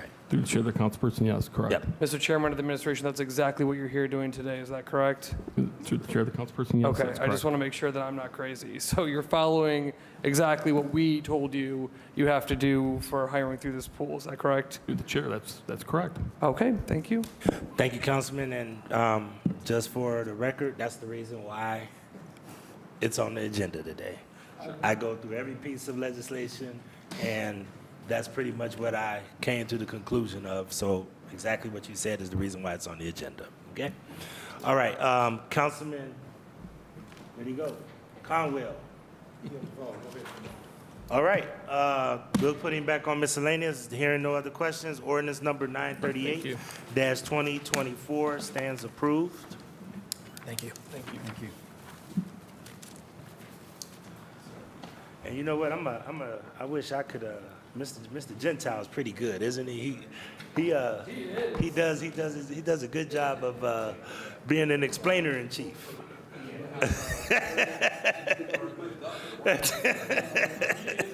Yeah, Jim Gentile, indeed.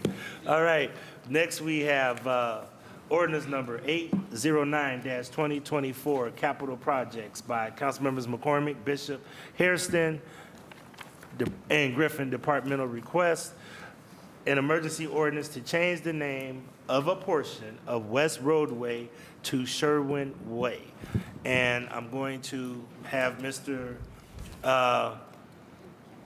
commissioner, call the commissioner. The director, Director DeRosa, if he could please proceed. Yes, Mr. Chairman. So this is for a street name change for a portion of West Roadway. And so it's the portion that would be in front of the new Sherwin-Williams headquarters, which is from the northerly line of Superior Avenue to the southerly line of Frankfurt Avenue. So it's a quadrant of the roadway that goes around Public Square. The reason this is possible is because there's no other addresses on the street. So if you have a street with multiple addresses, it's really not feasible to do anything but an honorary name. In this situation, we are able to do an actual name change, and we have vetted this internally, and our process is now to come to City Council for this ordinance approval. So the Sherwin-Williams headquarters will be opening end of 2024, I've heard now beginning of 2025. And the request is for it to be named Sherwin Way. And what I failed to do last time was to give just a brief history of who Mr. Sherwin was. Henry Alden Sherwin, he was born in 1842. I'm going to keep this brief, but he was one of the founders of the Sherwin-Williams Company in 1866, which I'm going to highlight. He was only 22 years old, which is pretty amazing, I think. But he founded the company, stayed with the company his entire life. He passed in 1916. He's buried in Lakeview Cemetery. During this time, he was one of the founders and advisors and president of the YMCA. With his wife, Frances Mary Smith, they had a daughter, Belle Sherwin, who became known for her civic work and her dedication to the cause of women's suffrage. And finally, Mr. Sherwin was also the deacon of the First Baptist Church of Cleveland from 1889 until his death in 1916. So with that, also I'd like to reference too, there's unfortunately only 3 Fortune 500 companies that are actually headquartered in the city proper. And so Sherwin-Williams is one of those 3 companies, along with Cleveland Cliffs and KeyBank. So I'm in support of this. I watched the hearing that we had before. I'm glad that you gave that background because I was thinking the same thing, that this is one of our esteemed families. I just went on a tour of Lakeview about 2 months ago, and I didn't know he was buried there. And it's not a lot of it's not a lot of history behind him. And I can tell you, I've been all over the world, and in every country that I've been to, I see the Sherwin brand. So this is a Cleveland brand, Cleveland proud. It's in Councilman McCormick's ward, and I'll defer to Councilman McCormick. Thank you, Chair. I support this ordinance. I also want to thank Councilman Bishop for his leadership through the committee process. I know he had a robust conversation in his committee about this, Chairman. As you noted, this is the largest paint and coating company in the world, and they made an active decision a few years ago to reinvest in the city of Cleveland. Unfortunately, as you noted, Director, many companies have not made that decision. So they've chosen to retain thousands of jobs with, I believe, the goal of growing as well over time right here in the heart of the city of Cleveland. Mr. Chairman, which accounts for millions of dollars of income tax that go directly to our general fund to pay for street sweeping in Ohio City and garbage in Collinwood and, cops in West Park. So we know how important having those jobs in our city is to ensuring that our general fund remains healthy, in addition to, of course, all of the other economic benefits it has when you have a company in the city limits. So again, I don't do a ton of renaming in the ward. This is number 3 in 8.5 years. So I am not a frequent flyer on renaming, but again, This came through a request. Originally, we discussed as an honorary, but it's important to have, apparently to them, the address as well. Chair, as the director noted, this is a stretch that only encompasses their property. So it's not changing, the address for anybody else. So again, I support this nomination. We've been working on this for, I think, over a year now, so it dates back quite a while. And I think it's fully supported, and especially honoring companies that actively choose to remain in the city of Cleveland and to plant their flag here as well. I got a question. Well, are you going to do that for any other company? Well, if there's another company that wants to put 6,000 jobs in the city of Cleveland, then yes. I mean, honestly, yes. So under this, obviously similar circumstances. So again, Chair, this is the third street renaming, literally, including honorary, that I've done in 8.5 years. But again, I think this is an important designation, and they came to the city requesting this, and I know it's been approved through the administration as well, so I support this ordinance. Thank you. Thank you. Councilman Michael Polensek. I just had a question. Will this then be their corporate address, Sherman? Through the chairman, the councilman, that's correct. Okay, maybe I thought Way. Cover the Earth Boulevard, but no, good paint, and I concur with Councilman Cormick. I commend him for taking up the cause for them who invested in those who invest in our city. So I wholeheartedly support the legislation. Thank you. And I think it's important. I know that, I really love these robust debates because it really helps everybody understand where everybody philosophically stands. And I know that some council members had a lot of questions, but I think Councilman McCormick articulately made the case of why this is feasible. But the reason why I commended you about bringing the history, because as I thought about it as that debate took, I very rarely see anything saying Sherwin-Williams across the city of Cleveland. But like I said, any country I've been to across the world, the first thing I see prominently displayed is our brand, Sherwin-Williams. So I just, I know that a lot of people have questions when we have that, but I really think this is an investment or something that I support my colleague on, okay? All right. That being said, ordinance number 809. Chairman. Yep. Oh, Councilman Bishop, go ahead. Miscellaneous.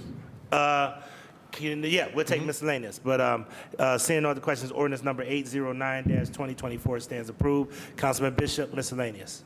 Yes, thank you, Mr. Chairman. Mr. Chairman, to the director, I wanted to ask you about the some signs that came down and went up. Yeah. American Rescue Plan Act throughout the city, and I've noticed them in quite a few wards. Was that your department who took those signs and changed those signs out, Director? Through the chairman of the councilman, so we, so it's a citywide effort. My department has a lot of the signs that are up.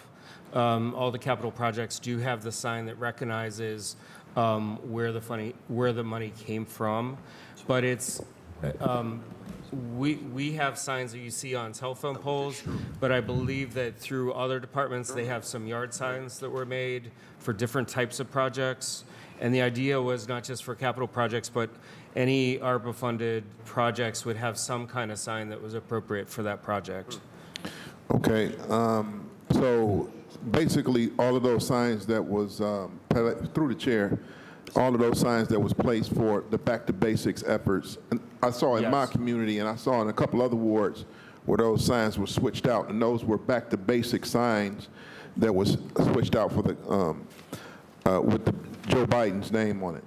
But it failed to have our council symbol on it, and I thought we explicitly during negotiation, I thought that was explicitly brought up by Councilman Hairston, I think specifically, that the council has this logo on all the signs when it comes to ARPA funding. Through the chairman of the councilman, so I don't want to speak without knowledge at the table, but I have to verify that that was what was intended, to take down the old sign as opposed to supplement it with a second sign.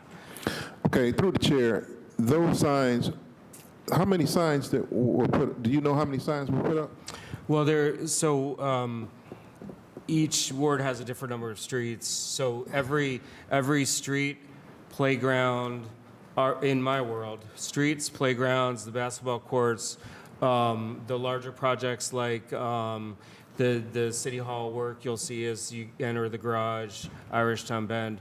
All of those projects would receive a sign. So I don't know the exact number, but all of those would have a sign. Okay, And if it's a street, it should be at both ends of the street. both ends of the street. Yeah. Now, who paid for those signs? So the signs would have come out through the chairman, the councilman. The sign would have come out of the project costs. Okay, so when we put the original, through the chair, when we put the original signs up, we paid for the original signs to go up, and then we came back and we had to pay for the secondary sign. And I'm not exactly sure why the signs were changed. I still don't have a clear understanding why the signs were changed. Through the chairman, the councilman, I also have to, I appreciate the line of questioning, but I also have to make sure that these signs weren't done by our own sign shop through operating costs and not as part of the ARPA dollars. So I have to get back to you on the cost. But we were asked to. There was a certain format for the signs that were given, and we were asked to have these project signs put up. Okay, so now, who requested that ask of your department? Do you have that information? Do you want to divulge that information? Well, it was a directive to all the departments that had ARPA funds to do this. Now, I don't exactly know who it came from, but to me it came from Chief T1, so I don't know how it went to all the different directors and chiefs, because I'm in her cluster. Okay, all right, thank you, Mr. Chairman. So if we could, because when this was brought to my attention last week, I reached out to Chief Davey. If you could, Chief, I would like to make sure that we get a memo or something from the administration explaining the 3 different signs in the process. And I'll just say this clearly, and this is where confusion comes in at. It was told to me that MOCAP followed federal guidelines on the ones that were shared. First of all, it's an ugly sign. I don't know if you've seen it, but this is the sign. And it was told to me by the chief that, and this is why I want to get a full understanding, that this was a directive that supposedly came down from the Biden administration. I immediately said, well, who? And can someone let me know or see the directive? Mm-hmm. And number 2, why weren't our federal partners on here if the president's name is on there? So where is the congresswoman? Where are the senators? I mean, so it's a lot of, and the sign is not appealing at all. I would just be honest with you. I'm a little bit shocked that they don't have better graphic designers at the federal level that would do these signs. So I have also asked the congressional delegation as well as the Senate office, and they don't know. So I want to make sure that we get the directive. Mm-hmm. I want to see that, and then I want to see, the 3 different signs and how the decisions are made for the 3 different signs, because it's these projects funded by President Joe Biden's American Rescue Plan Act. Then there's one that says funding for this project was made possible by President Joe Biden's American Rescue Plan, and it has the city of Cleveland, it has council's logo, and then it has Investing in America. And then we have the traditional signs that are the ones that you said that have the council person, the mayor, the council president, and whoever the council person is for that area. So there's 3 kind of signs that's floating out there, and I might even throw a 4th, because whenever we do a Keep Cleveland Clean project, like the one that was on Kinsman last year, Councilman Bishop, then there's names on there too. But it's extremely important for us to understand that, because we're partners. We're co-equal branches of government, and it's important for us to have our information on there too. And Mr. Chairman, if I could say traditionally, let's say for a major roadway project like Carnegie or Payne Avenue, you're going to see our traditional sign that has the council president, that has the ward president, that has myself, director of public works, all that kind of stuff. So that's not changing. The original ARPA signs that you all saw up were signs that we created in-house to determine that this was an ARPA project. So these other signs are really the ones that came in after the fact that I can get you details on. Yeah, that would be helpful if we can get that and, how that decision-making process. And once again, I want to see the directive because I reached out to both of our federal partners and one kind of needled them to say, why isn't your name on this sign? But then number two, to really try to understand who's driving this process and why don't they have a sensitive ear towards Cleveland City Council that we're partners in this thing. Right. So, and I will note that the one sign that we have shown doesn't even have the mayor's name on it, but it's tacky, and it just doesn't have a good look. Councilman Michael Polensek. Thank you, Mr. Chairman. Mr. Chairman, I will not belabor the point, but only to say this. In the day, any printed material, any signage, always had, besides the mayor's office symbol on it, had city council. And I noticed last week when the flyers went out for the safety, 5th District Safety Fair, again, city council's logo was not on it. And I want to say this, and I'm just going to be very blunt, because you touched on it. There's no printed material should go out of this city for any event, any venue that does not have city council's logo on it. Now, that's just to me basic common respect. And I've said this before, and I would continue to raise the issue. In the day, I would tell you, the print shop would be told, fine, you don't want to include that, then we're not approving your budget. That's the way it used to work in the day. It's got to be basic respect. It's not even about, you want the mayor's logo on there, but you also want city council on there as well. Thank you, Mr. Chairman. I totally agree, and what we'll do is we'll work with Darrell and Joan to make sure that we reiterate that and send a letter out to the communications chief as well as to the print shop. I just need to understand if that's the federal government trying to dictate or push that down to us, and I think that we got to push back at that too, if that's the case. Okay? Okay. All right, and I'm going to let Councilman McCormick read this last piece of legislation so I could take my conversation with you offline. Councilman Harrison. I just want to make a comment.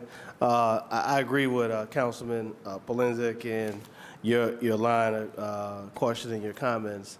I saw the sign as well and made sure I spoke to the chair and the council president. I mean, I get it if a directive came down, we want to see that directive to see who, what, and when, and why, right? So that way we know what, took place, right? We see the city of Cleveland. Did they already design that and send it over to us as is? That's things that, is important because when you ride through these neighborhoods, it's important to highlight, all of those who are doing work in these neighborhoods. And it's just not one-sided from across the hall. It is two sides of the hall that works together, are co-equal branches that do this work on behalf of the residents of Cleveland every single day. All right.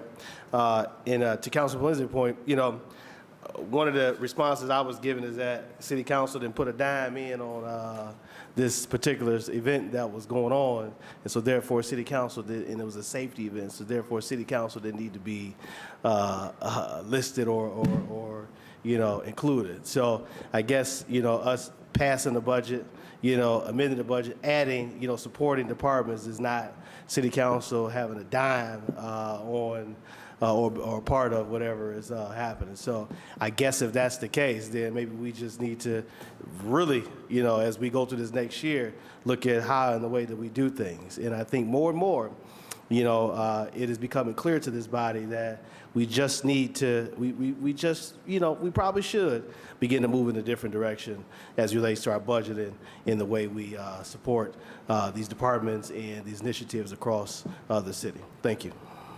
All right. Thank you, Councilman. Did you have anyone else on the list, Council President? Oh.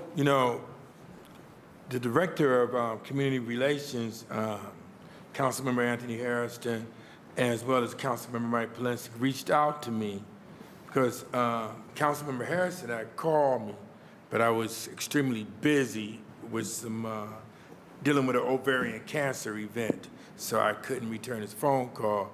But she called me and apologized to me, so I didn't know the whole.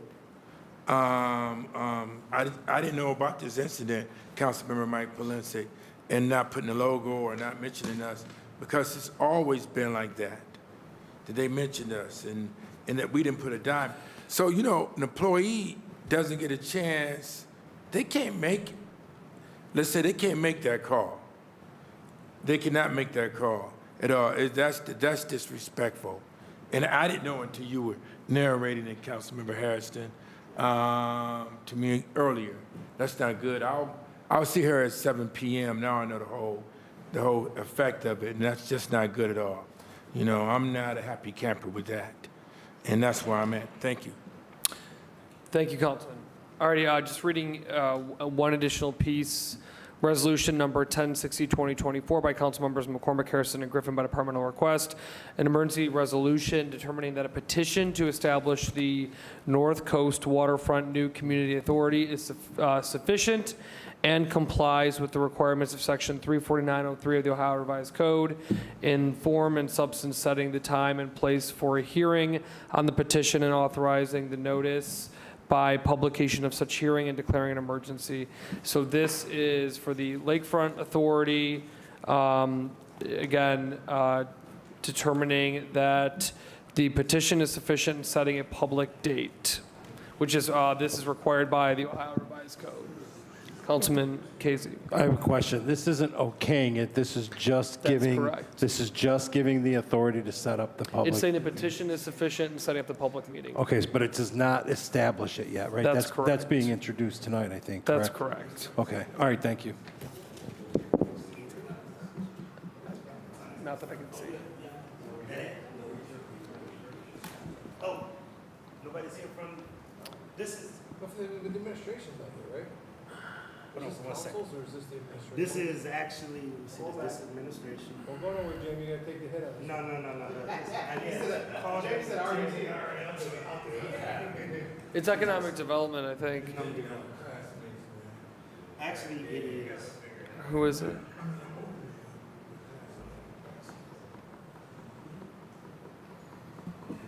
Or is it law?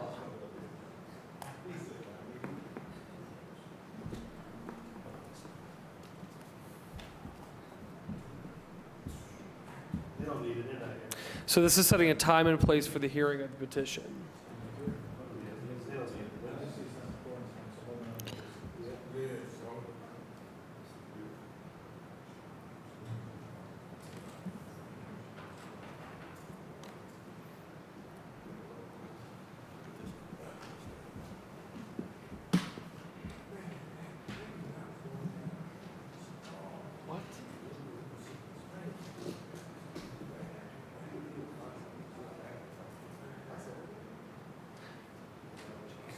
And this is to be introduced and passed this evening.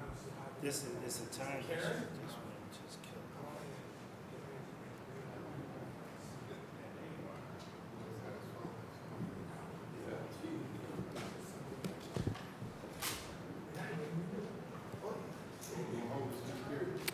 Hold on 1 second. Well, it's not introduced, so it's for intro and pass tonight. So it's not even, I mean, we don't even need to act on it now. We could either intro and pass it tonight or not. But there's no committee action. All right, there's no committee action because it's not. Who did they say?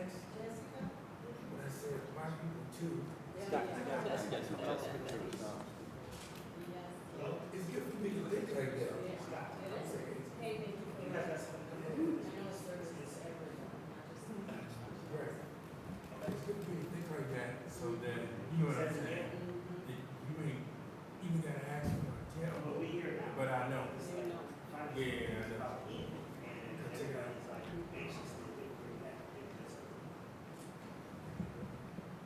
For the approved petition, but Jessica.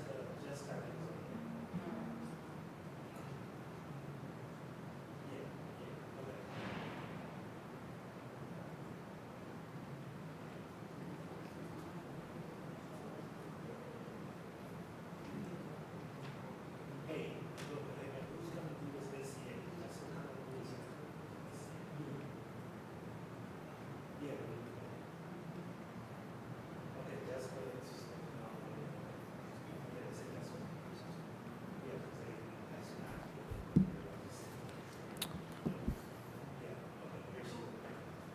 Hello. all right. You feel me though, don't you? Actually, All right, now, and Ms. Trevisano can explain this, but this is resolution number 1060-2024 by council members McCormick, Harrison, and Griffin by departmental request, an emergency resolution determining that a petition to establish the North Coast Waterfront